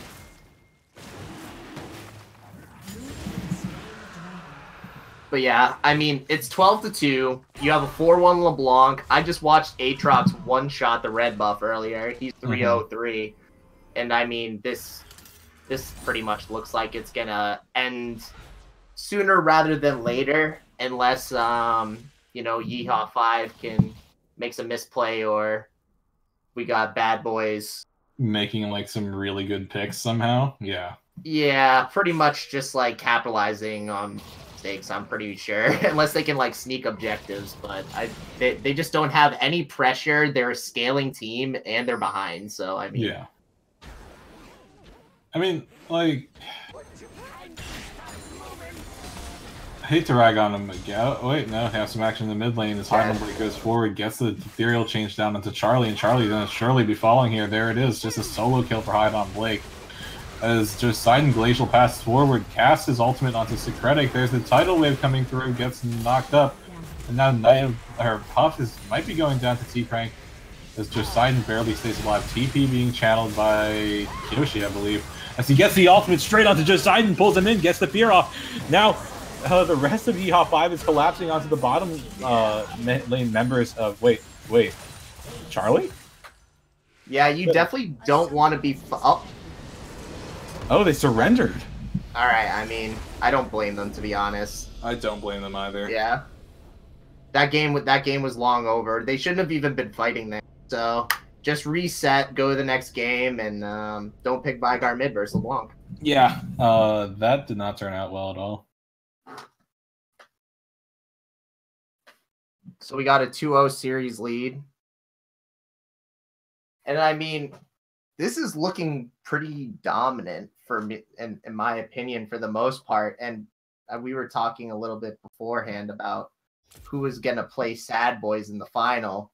And I mean, I feel like we might get a good series out of that if this team keeps performing like they're performing right now. If they were to make it through. Yeah. I mean, I gotta say, I've seen Bad Boys be in this exact position before, being down 2 games, and it was very fast 2 games. Mm-hmm. But this is rough. Like, they're getting completely like dominated so far, and I really question what their mental state is at the moment, because I feel like this is just me reading into things, I suppose. Yeah. But I feel like Ropey, their jungler, might be a tad bit hard. Yeah. Just off the scuttle, off the Raptor camp invade, getting caught out both times. His gank's just not working out. Yeah, they're picking the scaling comps. This game ended in 15:45. And that's when Nexus let's be exploded. real. Like this game was like 8 minutes. Yeah, so. This game officially ended at 15:45, but it was over a lot longer before that. And if you're bad boys in this situation, you have got to be resetting really, really hard. Yeah, you got to be taking like taking a minute, like go sit somewhere else from like your computer and like literally just like breathe deeply for a few seconds, calm down, because I mean, like if you're forfeiting a game, like I understand that, you know, that's obviously the right move here, but you don't want the punishment to continue. Yeah, exactly. The toll that just quitting in a game could have on your mental, you need to like just get that out of your mind. Yeah, I mean, the other thing is, like, they need to control what their... They need to control what their champ select is going through, right? Yeah, 100%. Their drafts have been questionable, to say the least, so far. Yeah. Sorry, like, the term champ select was just escaping me. Yeah. I mean, I thought they didn't do horrendous. Well, actually, no, I should take that back, because they did have not. I said they had the better comp the first time around, but they didn't execute it. Yeah. So, but I mean, my biggest problem, I'm gonna follow you right there with the jungle, because you're looking at it and he's the one who's dying a lot early and giving these laners the kills, and it just makes their lanes that are already scaling lanes even worse. And on top of that, like, he's invading with no priority. Like, he's just not respecting the, like, what they can do to him, really. Yeah. What's Vaughn doing in here? You can do that in solo queue all the time and get away with it, like, sometimes. But, like, when you have, like, a 5-man, like, voice, you're not going to get away with that all the time. Yeah, it's literally what you just mentioned, right? Like, solo queue, you can pull things off because that aspect, that communication isn't present. But when you are playing as a 5v5, like, things are just going to get communicated, and you are going to get punished for going over aggressive, not having priority with your lanes like that. Like, yeah, you got to think about especially if you're just getting tracked properly. Like, I mean, jungle is the biggest hub of jungle support is the biggest hub of communication in the team, because one's most. So they're the people that are talking to their laners the most. And, like, despite him, like, I just don't know what their comms must be like, but where he's, like, saying, I'm going for this Raptor camp right now. You know what I mean? Like, yeah. I understand completely. I play on a team as well. And, like, full disclosure, my team ain't doing that hot right now. And I think it's partially a mechanics issue, but partially also a communication issue. And, like, on the support of that team, I know that I haven't been communicating that well. And I hate to say the term jungle difference, because I feel like it's taken on a bit of a toxic persona. Yeah. But, like, there is something to be said about how the jungle is being dictated in this matchup. Yeah, definitely no flame or anything like that. We're just calling out we're seeing and what's currently happening in this game. And, you know, if you can't make an argument that Graves even had an inkling of anything in that game, practically. So, I mean, and the Aatrox pretty much did what he wanted, but I mean, it's not surprising. They had the priority, so they used that priority. And I mean, I just feel like the game wouldn't have gone as badly as it did if you just kind of respect priority. That's kind of just how solo queue is in general. If people don't respect priority, you usually because they just get snowballed on so hard in the early game. But I mean, because when you go back to like when season 9 or season 8 first came out, when we were looking at, you know, play everything, and the scuttle crabs are worth like 1,000,000 gold, and they give you 1,000,000 mana, and it just became the mid lane wave clear meta, so that everyone could help the junglers. Okay, that still exists. Oh, wait, those no, thoughts on the game are still a part of the game. Scuttle crab is still that like important for junglers. It hasn't lost any significance really in terms of its importance, because it still gives you so much extra XP, gold, and mana. Okay, so well, if you can, you're gonna greed for it. So picking lanes that are gonna have priority are like how you can guarantee those early leads. What we saw here from YH5. God dang it, Javante! I swear to God. It's hard to talk about it because it's like it's both. It really is both sides of it. You know, they're doing a good job punishing it, but it's also not the respect. Okay. Wait, can you hear me? Hello? Hello? Okay. Just making sure, because like I saw what Javante just said in chat. Feels bad, man. But yeah, getting into champ select here, things seem to be the same. There's an adjustment Aatrox man. Vayne being hovered by Yeehaw, but it's gonna be the Graves lock-in instead. I mean, yeah, I can flame if I want to. It's just like, you know, I don't have to. Yeah, I mean, we could be really toxic if we wanted to, but I don't think if there's anything constructive to be done. Exactly. If we were... Exactly. It's not constructive to like what we're trying to get across, which is like the information that's happening in the game. Javante, do you remember what happened when like? I'm not even talking about you being toxic, but do you remember what happened when you like semi-made a quote-unquote ruling? Yeah. But yeah, like, so the Karthus does come through here as well as the Urgot. I think... I'm trolling. Hold on. Karthus and Urgot are the same lock-ins that they had potentially for mid and bot. Like, I don't think that Charlie and T-Crank played super poorly on those champions, but if that isn't Urgot mid, like, I'm not sure if like you'd want to send Urgot mid against an Ahri necessarily. Like, Ahri Urgot is the same matchup they had in game 1. I don't think did this game get created without me and I can't join now? No, it says tournament code you have entered is invalid. Were you not in? I wasn't in when you guys started it. Oh, because they didn't ask for casters to be ready. Okay, wait, let me message T-Crank. Oh, okay. Yeah, after the champ select ends. Okay. Yeah, you just have to spectate. Yeah, like, I got on the list? Well, I'm following the Twitch right now, so I can see what's going on, so I'll just cast off of that. Okay. I don't know. Is it a 2-minute delay on this as well still? I wouldn't say I don't think it's 2 minutes. Okay, 5 seconds. Okay. So, okay. Brand to lock in for Bad Boys.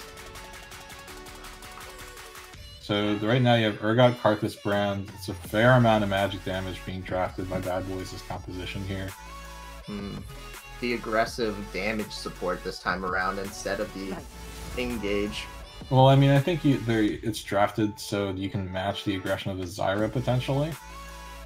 I hate Zyra, dude. Zyra is the bane of my existence. I freaking hate her. I gotta say, it's gratifying to play Zyra. It's incredibly frustrating to play against Zyra. She is the bane of my existence in the bot lane. She is so annoying. She just does so much damage, and like, the weird thing is her E is like almost impossible to see when you throw it in the minions. So it's just hard to dodge sometimes, and yeah, she just one combos you if she gets ahead at all. So it's just really unfortunate. Because because she can one combo you. She's basically a mid laner support, just like Brand is, where she can just one combo you if you like let her get ahead. But on top of that, she's gonna have an ADC, so it's just one of those things where you have to be super careful not to ever get caught, because if you get caught once, like, the lane's over basically. What I gotta say here is that, like, I guess the Lissandra ban is potentially aimed at mid lane, but it's a Yasuo lock-in. I love it. I guess bad boys are just pulling out all the stops, and they're like, okay, You gotta we're think, going for it. again, like, I've only been going for like 4 weeks here. Are they just going comfort? Because like this comp just like really doesn't make a lot of sense, and they're blind picking a Yasuo, so I'm assuming they're just going for comfort. I think the Yasuo is a mid lock-in. Yeah, that's what I. And Oh that's wait. like, Sorry. Ari. Yeah. Sorry, Ari was.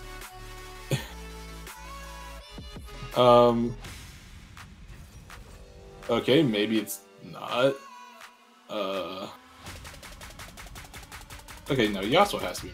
Yasuo has to be. Yeah, okay. Like, man, thinking about the composition that Bad Boys have put together here, Oh man, I love the like, thing. I can't recall seeing Charlie play Yasuo, and overall,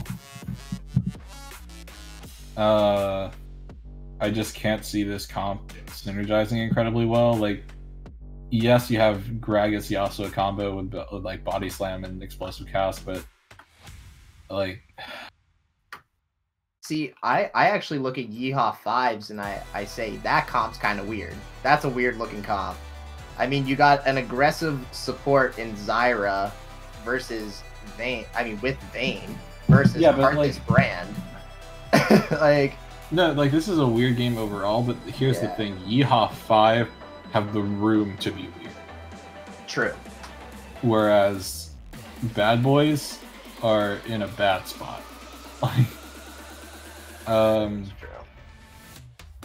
I don't know. To be honest, I kind of like Bad Boys team comp a little bit more here, but that's only because I think that they have the ability to snowball more with this team comp than they've had with previous team comps. they do have the ability to snowball 100%. That's true. Yeah, they really have been drafting more game in most of their drafts, and this draft they have the ability to like get this Yasuo ahead. They can focus on the bottom lane and getting this double mage support if they wanted with the Gragas. I mean, that would be pretty good, I think. If you could get this double mage support going, oh my goodness. Could you imagine that? Just Karthus and Brand pushing you down once they get like a tower or something? That'd be horrible. Yeah, but that's a contingent on Karthus and Brand getting a tower. True. But I think that, you know, I'm assuming that when I'm saying this, that they're getting the lead with like a gank of some sort, getting a couple kills. I think that they, with a kill or two, they would definitely have the pressure to like completely zone and lane for the most part. Yeah. So here's what I have to think about, right? mm-hmm. Game 1, when Bad Boys had Karthus, they looked for an invade. Game 2, Yeehaw 5 preempted that invade by setting up. Game 3, do you think Bad Boys look for the same invade they looked for Game 1?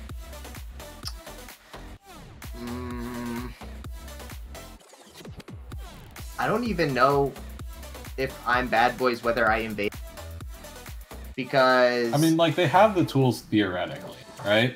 Like, yeah, I agree with you. I don't think they do, but like, I would be surprised if this. I wouldn't be surprised if this was our first game where we see a normal start. yeah. But at the same, and by normal I mean like, you know, bitch start. But at the same time, no, okay. You want to know? You want to know what the big balls play is on both sides? yeah, Okay, so both supports start with their Spell Thief's Edge. You somehow get you look for a kill on the support to get onto the support. The support backs, sells one of their pots, walks into lane with Frostfang. That is like it's over. It's over, man. Like, do you realize how fast that thing stacks when you cut it at level 1? No, like that would be absolutely ludicrous, and I would enjoy this game thoroughly. That's what I'm saying. The big brain plays, yeah. This is the stuff that you cook up in the lab for when you're down 0-2 in the semis. Yeah, you just take a long hit, and you're like, you know, it'd be really good right now. Karthus and Brand. I mean, you did say that, like, if you're bad boys, you gotta like go somewhere else in your room and like sit back, relax a little.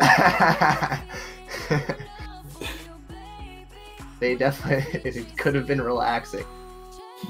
All right, can I get in yet? Or do I have to wait till it's actually in game? You might have to wait till it's actually in game, but I feel like you should be able to spectate.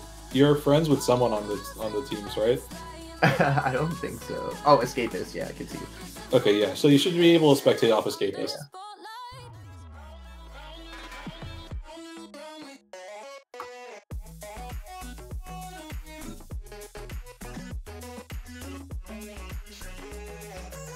So let's see how this pans out. I mean, what I do have to say is that, you know, with Swain and his passive, 3 members of Yeehaw5 can proc Swain's passive, or can help Swain proc his passive. It's not actually letting me spectate? Yeah, spectate him, but I'll wait till it gets in game and I'll try the.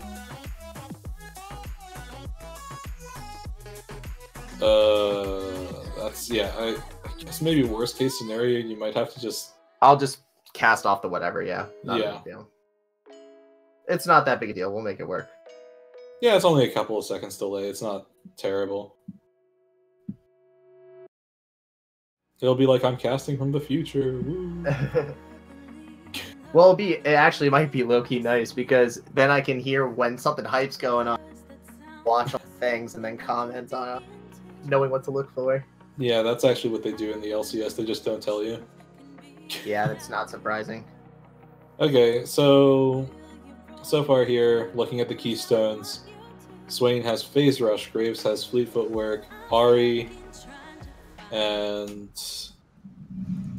Zyra have Dark Harvest, Vayne has Fleet Footwork as well.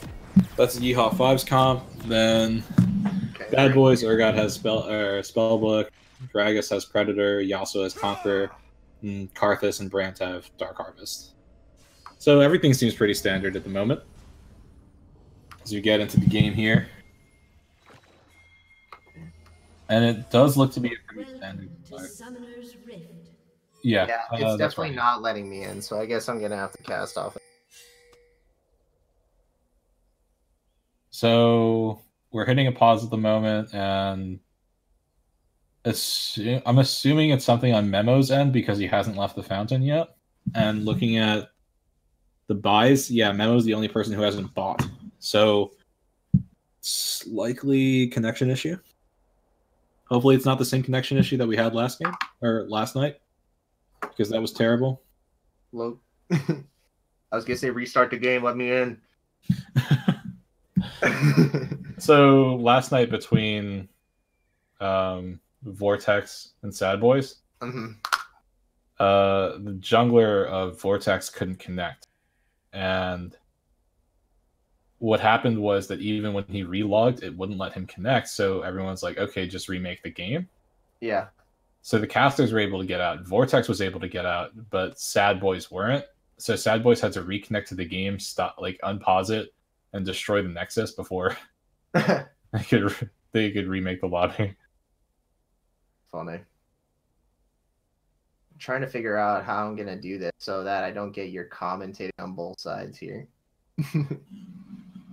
You might just have to mute the stream and then.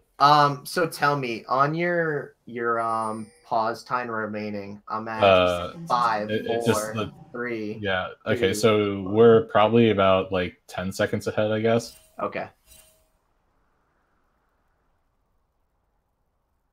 And I guess, yeah, there's no invade coming through here. Memo finally able to make it to his spot. Wait. Vayne's Why is he top. so fast? What is going on here? Why is Socratic top? Minions have spawned. Are they actually sending Vayne top versus Urgot? They are. Wait. Yeah, look at the positioning. Vayne's top. Yeah. I mean, we thought we thought Bad Boys was gonna, something weird, but it's actually. Well, I mean, I can see the synergy. I can see the synergy between a Swain Zyra bot lane. Like, oh, it's that would be disgusting. I could definitely see it, but I mean, they're pulling the cheesy strat here, and I think that Vayne into Urgot really like. I'm pretty sure Vayne wins out in the long run, but like I'm pretty sure that it's like fairly even. Like I think that would be a fairly even lane for the most part. mm-hmm. I mean, I'm not well versed in the Vayne. Grasping Roots finds his way into T-Crank. He gets pulled back in by the Swain passive. Goes down to about 60-70% health. But yeah, Socratic is actually bullying Josidon pretty hard right now. Josidon gets the corrosive charge down to return damage. Yeah, he is eating the minion damage. He's gonna go push to him with that, but yeah.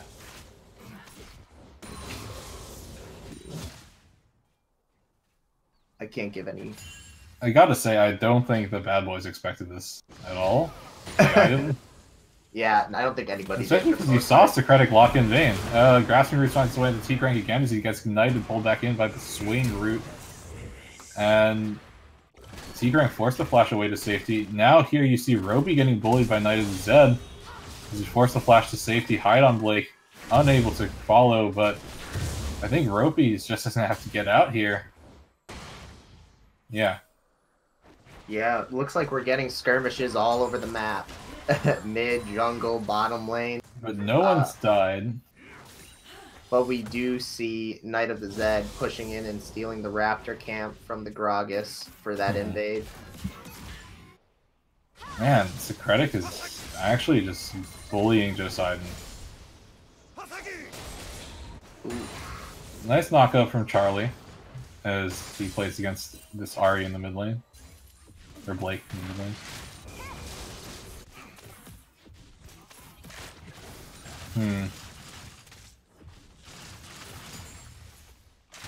I think with Bad Boys being thrown for a loop here, like, and already being down 2-0, like, maybe their mental is just going boom, but... And then they get hit with the Vayne top. Yeah, no, seriously, if I was just siding right now, I'd be like, are you kidding me? He goes forward with a disdain, you see the Predator being procced on Socratic, Body Slam misses. I think Josidon might be getting killed. Yeah. Yep. It's first blood for Ropey, but Josidon went down onto the last auto. Yeah, good trade by the Vayne there. Socratic is dominating this lane right now. Double CS. I really think that it was just Josidon's probably misunderstanding of the matchup that might have just helped him create that lead. I mean, Ropey missing the body slam there is so vital, and it's essentially what killed Joe. Yeah, very here in the true. bottom lane, you see that Kiyoshi does get hit up by the wall of pain, takes a lot more magic damage, but T-Crank is very low as well. I mean, with these high damage supports, the carries have to be incredibly mindful of what's going on. Yeah, anytime you're playing versus a support that's basically not a support and is just like a mid lane mage being paid bottom lane. A mid laner light. Yeah, exactly. You just have to be careful because when you get caught out, if you're like in a losing matchup already, Staying forward from Josidon, looking for the stun. Body Slam does find his way onto Socratic as he gets slowed up, gets the autos down, forced to burn the heal. There's the slow auto attack for Josidon for the win. Socratic is now 0-2, or 1-2, died. Oh, so close. He almost got away there. In the end, they do play the micro very well, actually, and they pretty much did play it perfectly. Oh, tower dive. Charlie looking for the kill, gets the ignite coming out, and drops Blake. Solo kill for Charlie, first in the series, I believe. Well played by the Yasuo. Wow, and he gets out from under the tower too, solo without the turret killing him as well. So that was very well played. I think this is the start that Bad Boys really were looking for. Is Memo getting hit up pretty hard by the Swain. There's the flash forward, and Swain unable to get it. Ugh. Getting taken very low. There's the exhaust. T-Crank with the Karthus auto for the win. Gets the kill, but instead it's Poppy who kills T-Crank in response. That's a bit of action that I was surprised to see. That's what you get when you pick spicy bottom lane. It's none of this wait and scale ADC stuff. We're going at it in the bottom. Double AP bot versus double AP bot, man. You gotta love it. Memo barely gets away from both Knight of Zed and Kiyoshi. Oh my god. This 10-second delay is killing me. Pops Ghost going forward, looking for Secretic. He has the Disdain available. There's the tumble, but he gets condemned into the wall. Disdain misses Secretic, looking for the solo kill in this situation, and he gets it. Poseidon, even though you had the Ghost, he wasn't able to get the Disdain off, meaning that Secretic was just able to sit back and auto. Yeah, that wasn't pretty. Pretty much plays him like a fiddle. Pops classic Vayne roll, bait him into the side, ward the bush, alt roll, knock him into the wall, and he's just, he fell for it. Mm-hmm. But it was well played overall, and maybe just definitely over-aggressive from Poseidon. But I mean, if he lands the Disdain, I think he gets these kills. They're like really close to going through for him, and he's just not pulling it out. Yeah. Ooh, Charlie dodges the charm, finds the knockup onto Blake. But Blake uses Spirit Rush to close the gap. He thinks he has one more charge of it, and there it is. Charlie able to wind wall the collateral damage from the Graves. Gets the last breath for his shield, but he has to dash away. One more dash will do it, and he's out. But I think Ropey might be falling now as Knight of Zed dashes forward. He has the red buff, gets the kill onto him. No. Oh my. Charlie with the outplay. What beautiful play. T-Crank getting rooted up forward, pops the Defile to get damage down onto Kiyoshi. And Kiyoshi just backs off. Wow. I want to jump back to that. I think you're in a bit of a precarious spot against this under this tower. Oh. Well, don't forget, Graves can't auto you if you just walk around the tower. Yeah, and Graves he's trying to bait him. Yeah. Yeah. So he really can't even do anything there. He can just kind of stand next to the wave and say, I'm just not going to let you have it.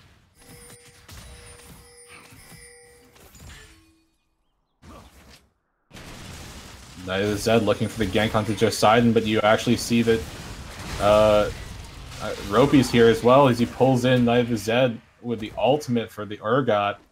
Requiem was used, but I don't think it got T-Crank an assist because of the untargetable when Pain Beyond Death.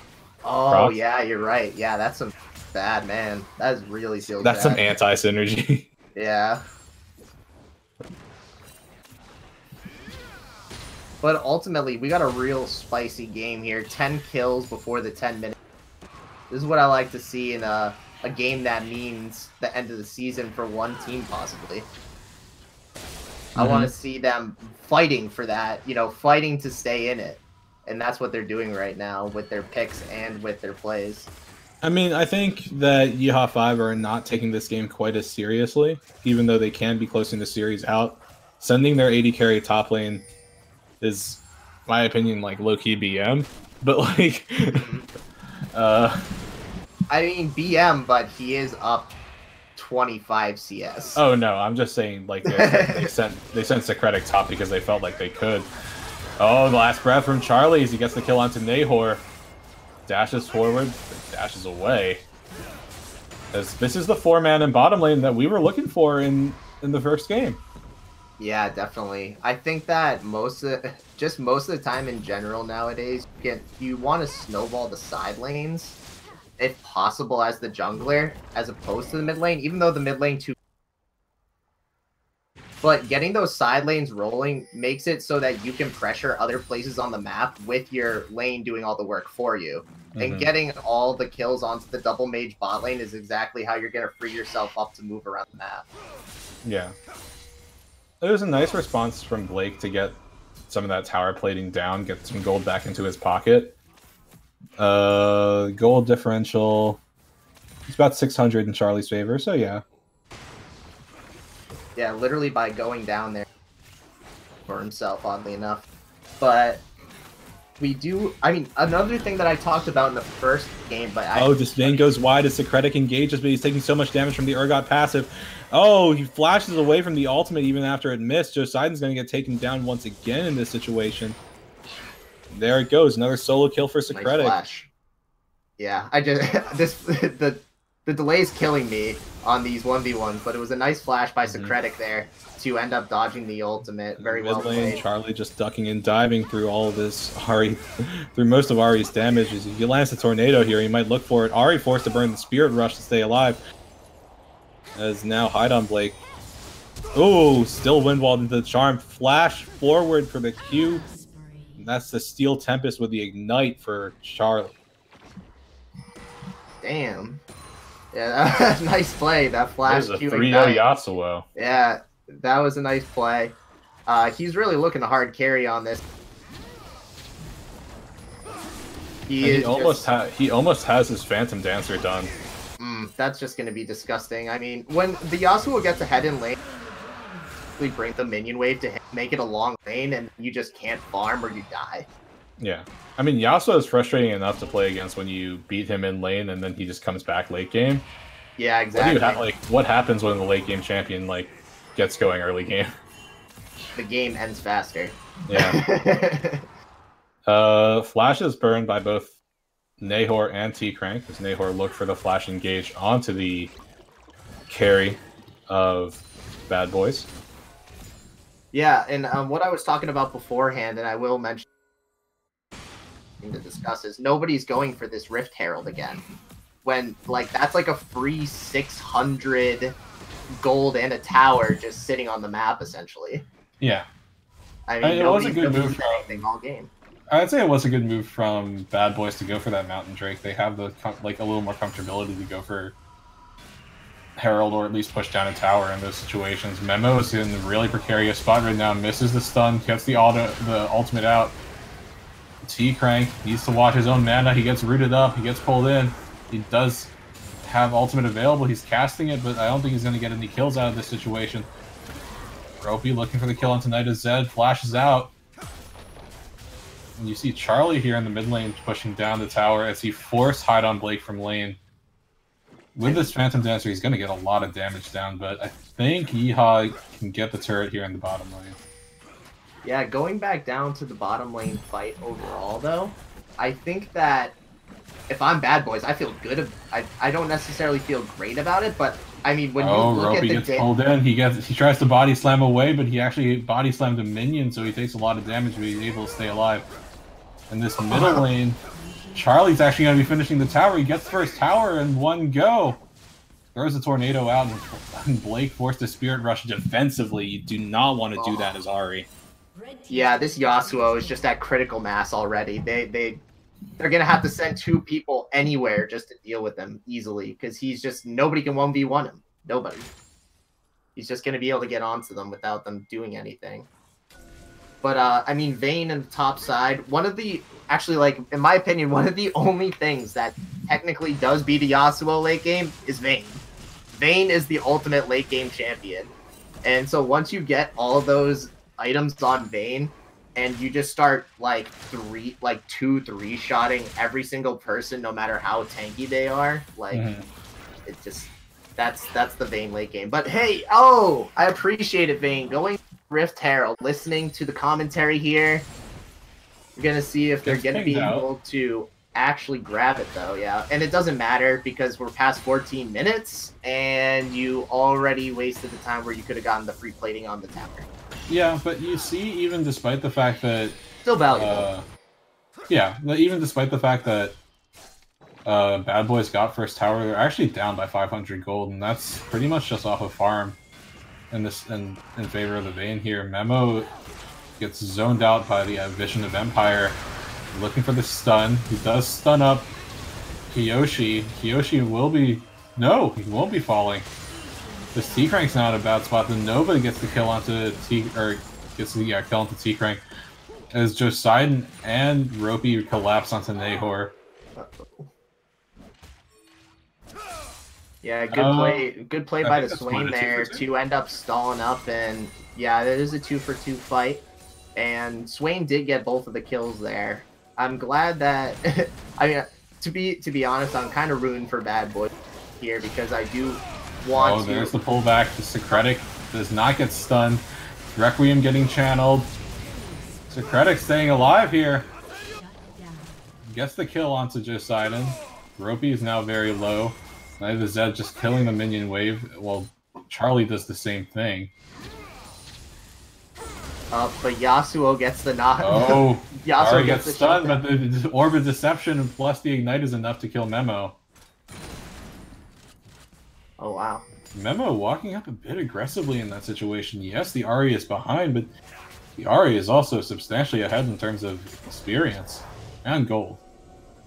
Yeah, both mid laners picking up a kill there. Yasuo actually picking up the shutdown onto the Vayne, which was, you know, definitely not what you want on an already fed Yasuo. But we do see some light from the Ahri getting a kill onto Brand there and hopefully looking for a way back into this game. The other thing that you can notice is that Yasuo has already finished his second item, which is that Sterax Gauge. It's going to be incredibly hard to kill with the Phantom Dancer. Look at this. Kyoshi does no damage to him. Easy kill for Charlie. But here in the mid lane, you see the Rift Heralds finally getting popped. They want to push this tower down. T-Crank has no way of defending against Herald. But you can see the rest of Bad Boy starting to collapse in this mid lane. Joseiden's behind. So are Ropey and Memo. We see Yasuo pushing in the bot lane, though, which means that the rest of the Yeehaw5 are just like, okay, you don't have your Yasuo with you, we're gonna just push you down. Memo misses his abilities, gets hit by the Grasping Roots, he's gonna die, but he is able to get the ultimate out in time, which does force the rest of the Yeehaw5 to back off a little bit as the Rift Herald finally goes down, but that's 2 towers for no response by Yeehaw. A huge chunk onto the third as well. Charlie's finally here.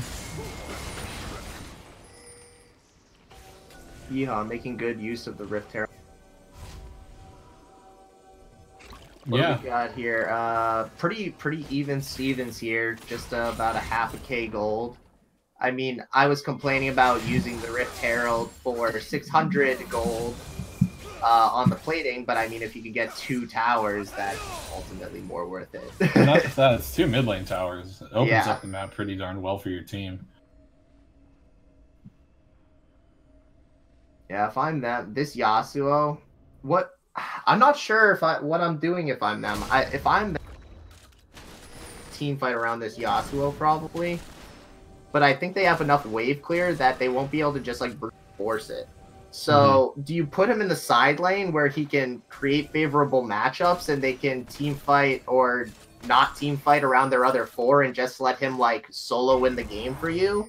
Or do you kind of just like play around him and try to get a team fight? But so far, it looks like they're going with the strategy of putting him in the side lane.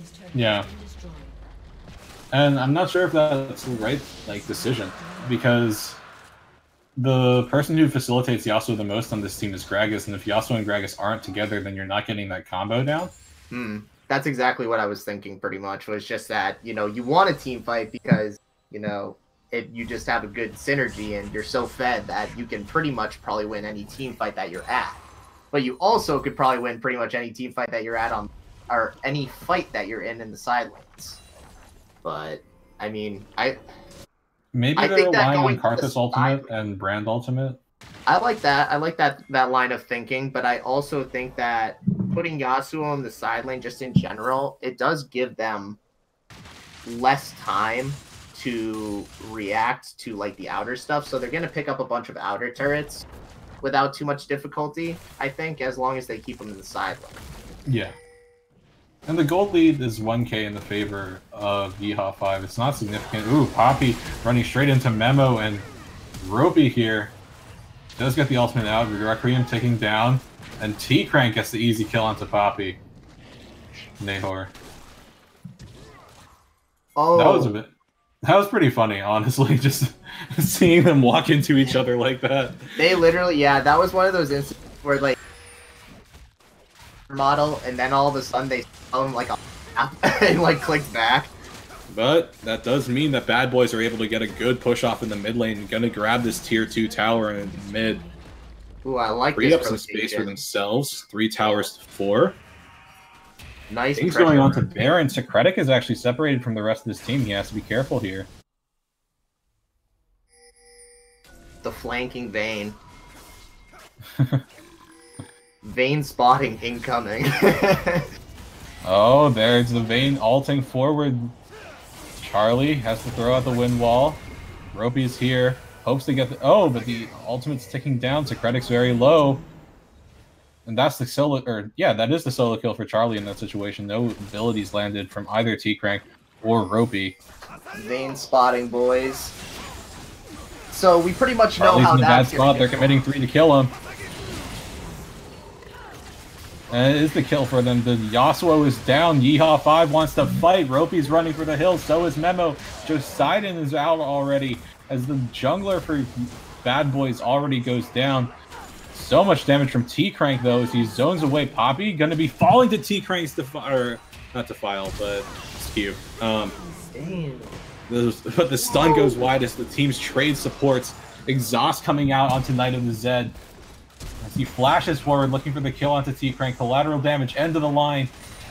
Not enough to kill the carry of Bad Boys. I have to give Yeehaw5 a lot of credit here, because they saw their opportunity with the Yasuo going down and said, the big boy's down, everyone just dive on them as hard as we possibly can, and they tried to create an advantage from that and did a pretty good job. They got a couple kills. But Requiem yeah, is that's available. This is really aggressive from Yeehaw5 to start up Baron, but I think they can do it. Poseidon's here now. Throws out the ultimate. Oh, but Kiyoshi's low as well. Poseidon's staying alive long enough. There's the multi-man ultimate for the from the Gragas, but Charlie's very low. Oh, there's the Requiem. Hydon Blake's going to be dropping to T-Crank, and there it is. Macho, or sorry, not Macho. Kiyoshi. Well, yeah, same person. Barely able to stay alive. As now it's going to be Bad Boys potentially looking at Baron in this situation. One of my rules is the jungle is just like, and I actually said this before, don't take Baron when Karthus is alive. There's literally no, it just doesn't make sense, because Baron drops your any MMR that you have, pretty much. And on top of MR, he drops your MR, he's got double Magic Pen, and he's 6-3 with Dark Harvest. Literally any sort of thing that you're doing to yourself to make that a less advantageous for you is just instantly gonna lose you the game, because he can do it to everyone on your team. Dragon is spawning in 30 seconds. It's an Infernal. Both of these compositions would greatly benefit from getting it. We are about halfway done with the Karthus ultimate. It's about to start faster and faster now as the game gets later and later as well.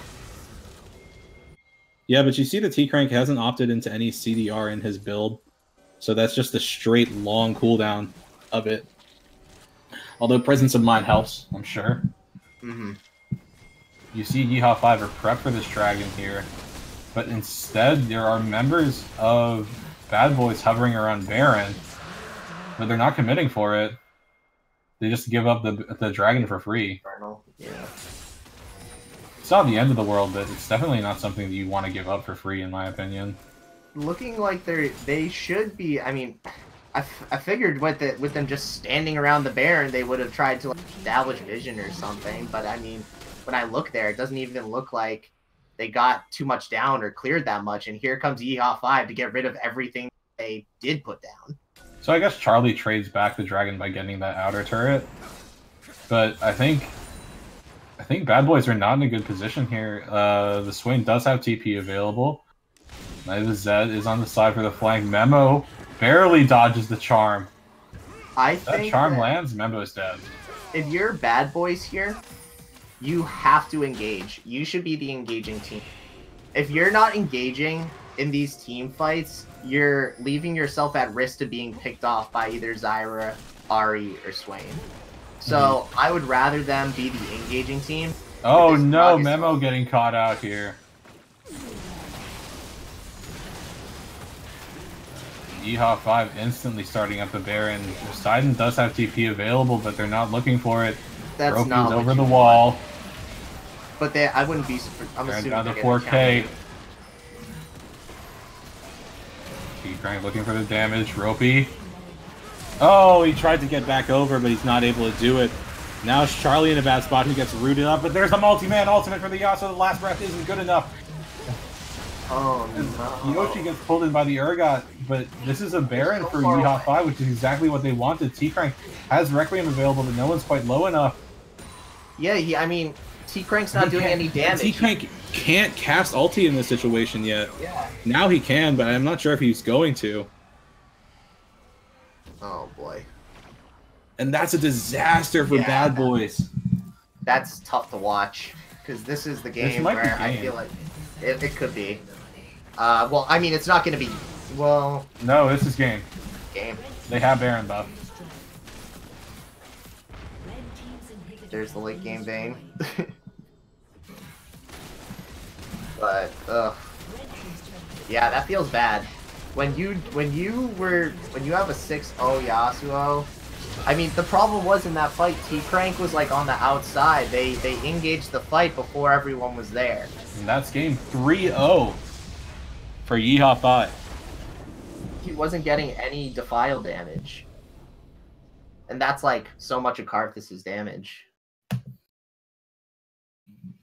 But yeah, and due to that, they just didn't have the damage in that team fight, and that's what ends up lost and the end of the season. But that does end up giving us a 3-0 for Yeehaw5, who are now going to be playing the Sad Boys in the final. And that does mean that it's not the end of the season. There's still the third place match. Third place match, yes. Yeah. So Bad Boys going into the third place match versus Vortex, and Yeehaw5 and Sad Boys in the final. Yeah, I mean, the way that Yeehaw played today, I was happy, watching them play. I think we're going to get a competitive final here, because I thought that they coordinated at the right times. They the right times. They punished over aggression. They had pretty good drafts. I mean, there wasn't a lot that they did necessarily wrong today. That was more on the side of Bad Boys. Mm-hmm. Just making mistakes, and then like that just ultimately punished them in the long run in all these games. Okay, well, is there anyone you want to pull in for the interview? No, no one in particular. Just yoink someone. Holy.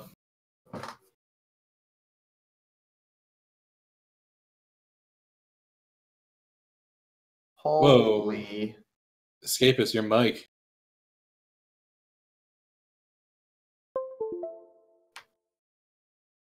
Okay, now it's all better. Whew.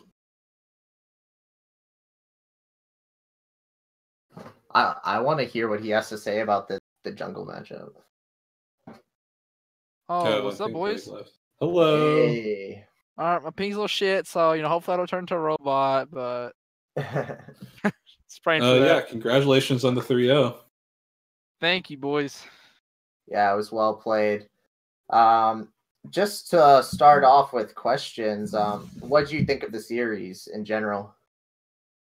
Well, to be honest, I went to it thinking it was gonna be a 3-0. I thought we were a pretty good team, even with Puff and I heard it didn't really matter. So I think it went how I expected it to go. Yeah, Okay. the jungle matchup was a big area of that. Was there like anything in particular that you guys doing to make that matchup like as lopsided as it ended up being in those 3 games? Well, I actually think we matched them guys well. It's all across the board. I just think we have like stronger players, and most of the time, maybe not that last game, obviously. Time Blake does pretty good to Charlie too, and that's like normally like their 1v9 player. Mm-hmm. And I don't know what it is normally, but Blake just has like a random pop-off potential, and he just goes off. And then the last game, I don't know about that one, but whatever. Charlie's is just nuts, and there's no question he's better than me, but I think I have his number. I just like always do well versus him. So yeah, we just forget that third game ever existed, though. Yeah, the third game was a good pop off by Charlie. To be fair, he was just doing all the right things. But I mean, ultimately, it didn't matter much because they just didn't end up closing the game out. Another question about your communication, like what in that last Baron fight, like do you guys just know you can take that fight at that point, or were you like playing it safe and just kind of like letting it go? Because I mean, they could have been a bad fight and that could have been the game. It was a 4v5, right? And we had basically everything still, so I don't know. Yeah, it was as good a fight as we're gonna get at that point, right? You guys picked the support and went straight to Baron. Yeah, and our like 5v5 is like pretty good actually. I don't think theirs is like anything to like really write home about, and ours is like we had like a bunch of fed carries at that point. Like literally all of us do damage. Every single person on our team just does like a shit ton of damage.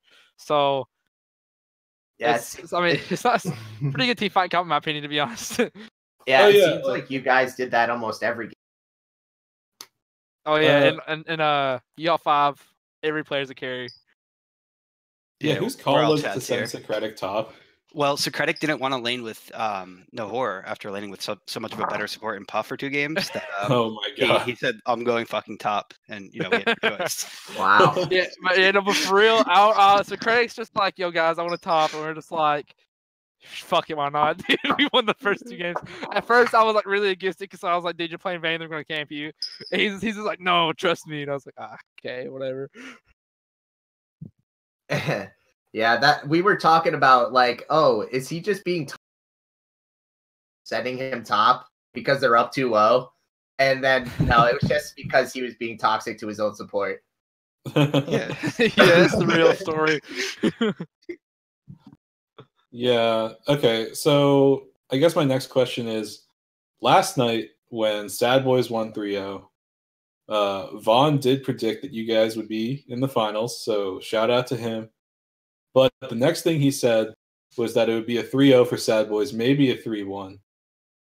So what are your guys' finals predictions? I just want to say real quick, I'm sorry, Sad Boys, but this is like so stacked against you, all right? You look at the script, okay? First of all, we have Nahor and Kiyoshi on our team. Those boys don't fucking miss finals to like save their life, I swear to God. Like they don't even lose finals, They've like there's that one time they lost against Ornhub, but like no one cares about season 4. That no one likes that season or whatever. Other than that, they are always in finals. Almost always winning finals. And the biggest curse of all is that Sad Boys finish first. And if you finish first, you're not going to win. I don't know why that's how it works. Season 3, Polo Jitters, finish first, lost. Season 4, IRL, lost. 5, GBC, lost. And now, I'm sorry, Sad Boys, you're going to lose season 6. Oh, man. The plot armor is too strong for Yeehaw5. There's literally no way we lose. I'm sorry. It might even be a 3-0 because they're always like so like you'd think it'd be a close matchup, but nah, it's always like a 3-1, a 3-0 or 3-1. So I'm pretty sure we're gonna smash them. Well, I like that prediction. I mean, having confidence going into it is necessary, and I'm sure that they're gonna have it too. And I'm interested to see the series. I know it's gonna be. I wonder what it's gonna be. I'll never fucking know. I think your mic cut out, buddy. Yeah, I was like, where the fuck you go? Yeah, it was doing that over the last time I casted, I guess too. But I was just basically saying that I'm looking forward to the series. It's gonna be a good series between. Oh you yeah, I hope it is. Like honestly, like 3-0 and 3-1 finals. Like, I mean, assuming we win, if it goes to 5 games, I'd be fine with it. But I do want to see like a 5-game series for once. I don't think there's actually ever been one that I know of. Oh, not in finals. I think not in finals. Yeah, not in finals. Yeah, okay. I mean, there's been tons of 5-game series. Yeah. Yeah, it's just finals. They always look like it's gonna be a good matchup, and it's just not for some reason. Okay. Well, that's pretty much everything I had to ask. Yeah, no, we covered the Vayne top, communication, and the jungle. I think that was most of the stuff that we wanted to talk about. Yeah, I think the only thing I would ask about is and that's if Nahor and Puff were in here, or Nahor or Puff were in here, is pretty much just asking about how they felt about the 2v2, especially in games 1 and 3. Yeah. They probably hated it because of Karthus, not chances. Yeah, but they played it out quite well. Oh yeah, I mean, they're good bot lane. This crazy freaking animal. Puff's apparently a god at Nami. I didn't know that. Apparently, he's freaking a beast. And of course, Nahor. He's okay. Puff was like begging us not to pick Nami the whole time too. He just popped off. But both games, he was just like, guys, please, I don't want to play Nami. He was like suggesting. Like, the first game, I was like, no, you're playing Nami. Then the next game, the critics like, no, you're playing Nami. Yeah, I feel bad for him. Well, I mean, what I gotta say about that is like Nami's strong, but it's not as though she's super entertaining to play. It's like, watch me W. I think she's fun. You can't tell me, but you can't tell me, dude. Like getting like a fat bubble or something like that. Oh god, that's like wet dreams right there. He like definitely hit a lot of good bubbles too. Yeah, that's 100% true. But do you guys remember when old Tarek, like the biggest play you could do was flash target stun somebody? That's what it feels. That's what it feels like when you play Nami. Okay. So no, y'all are really missing out because you play Tarek top, you know. You build some on hit shit with your old. Oh no, I love playing Tarek. Whatever it was. Whatever the hell that was. Passive, yeah, I've seen that. It's been a while since seen that. You pop your ulti and just get a ton of stats. I'd like to see Tarek top now too. I wonder how that works. Oh no, I actually played Tarek top sometimes in normals. Yikes. No, like because people are like, oh wait, Tarek gets like CDR reset on his autos. That's like, and the other thing is like you can take shield bash on Tarek too, and it's actually pretty efficient.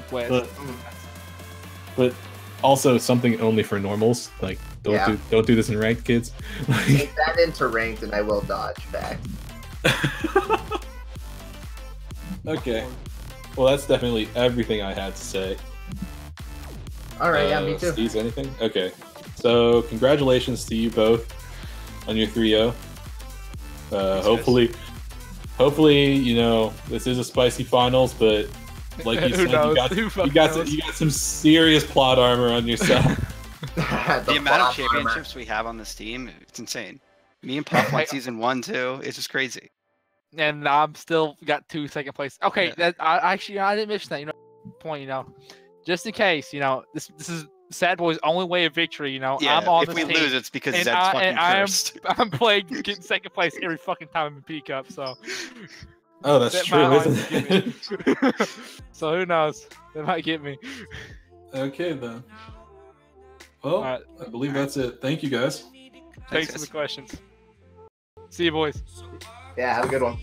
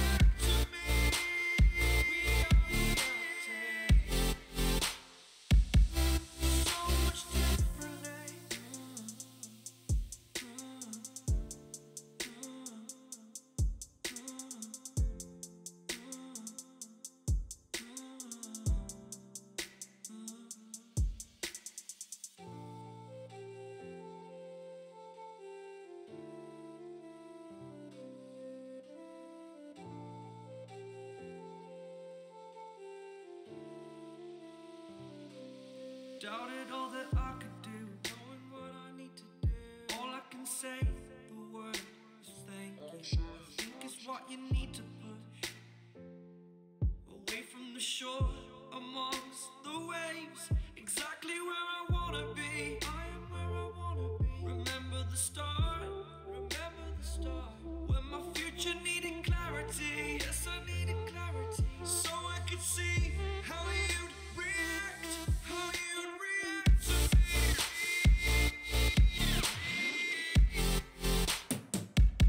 So much differently, 'cause I am different to you. Every time that I look back, I see my future. When you react to me, we are reacting. So much differently.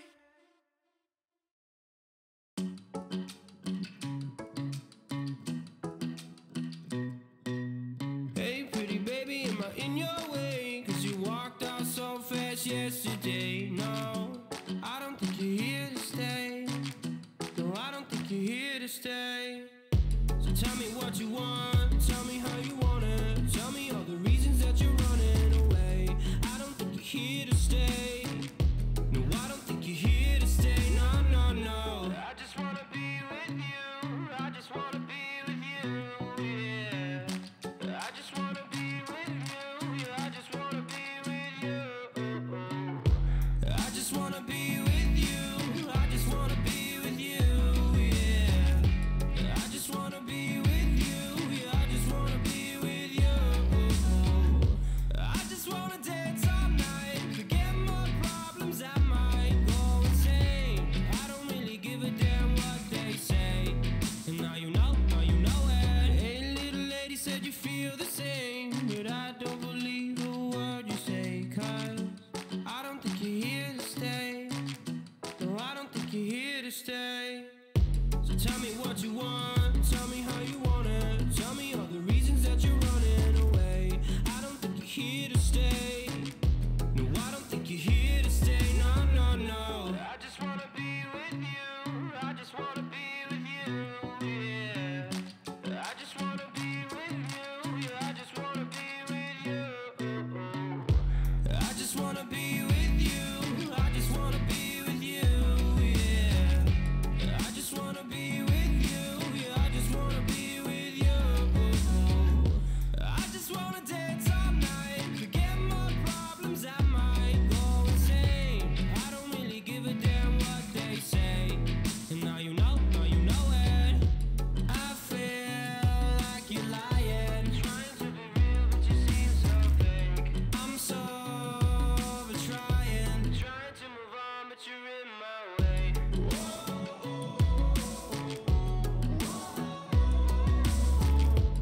I'm so over trying to move on, but you're in my way. I just wanna be with you. I just wanna be with you. Yeah. I just wanna be with you. Yeah, I just wanna be with you. I just wanna be with you. I just wanna be with you.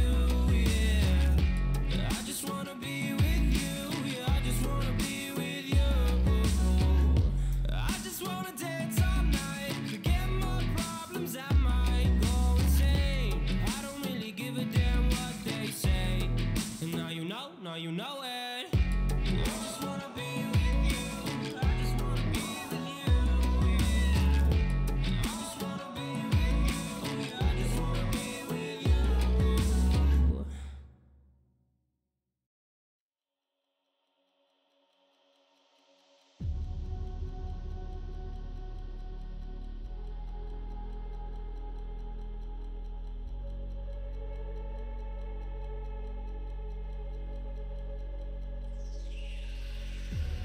Never reminded, never taking whatever you told me.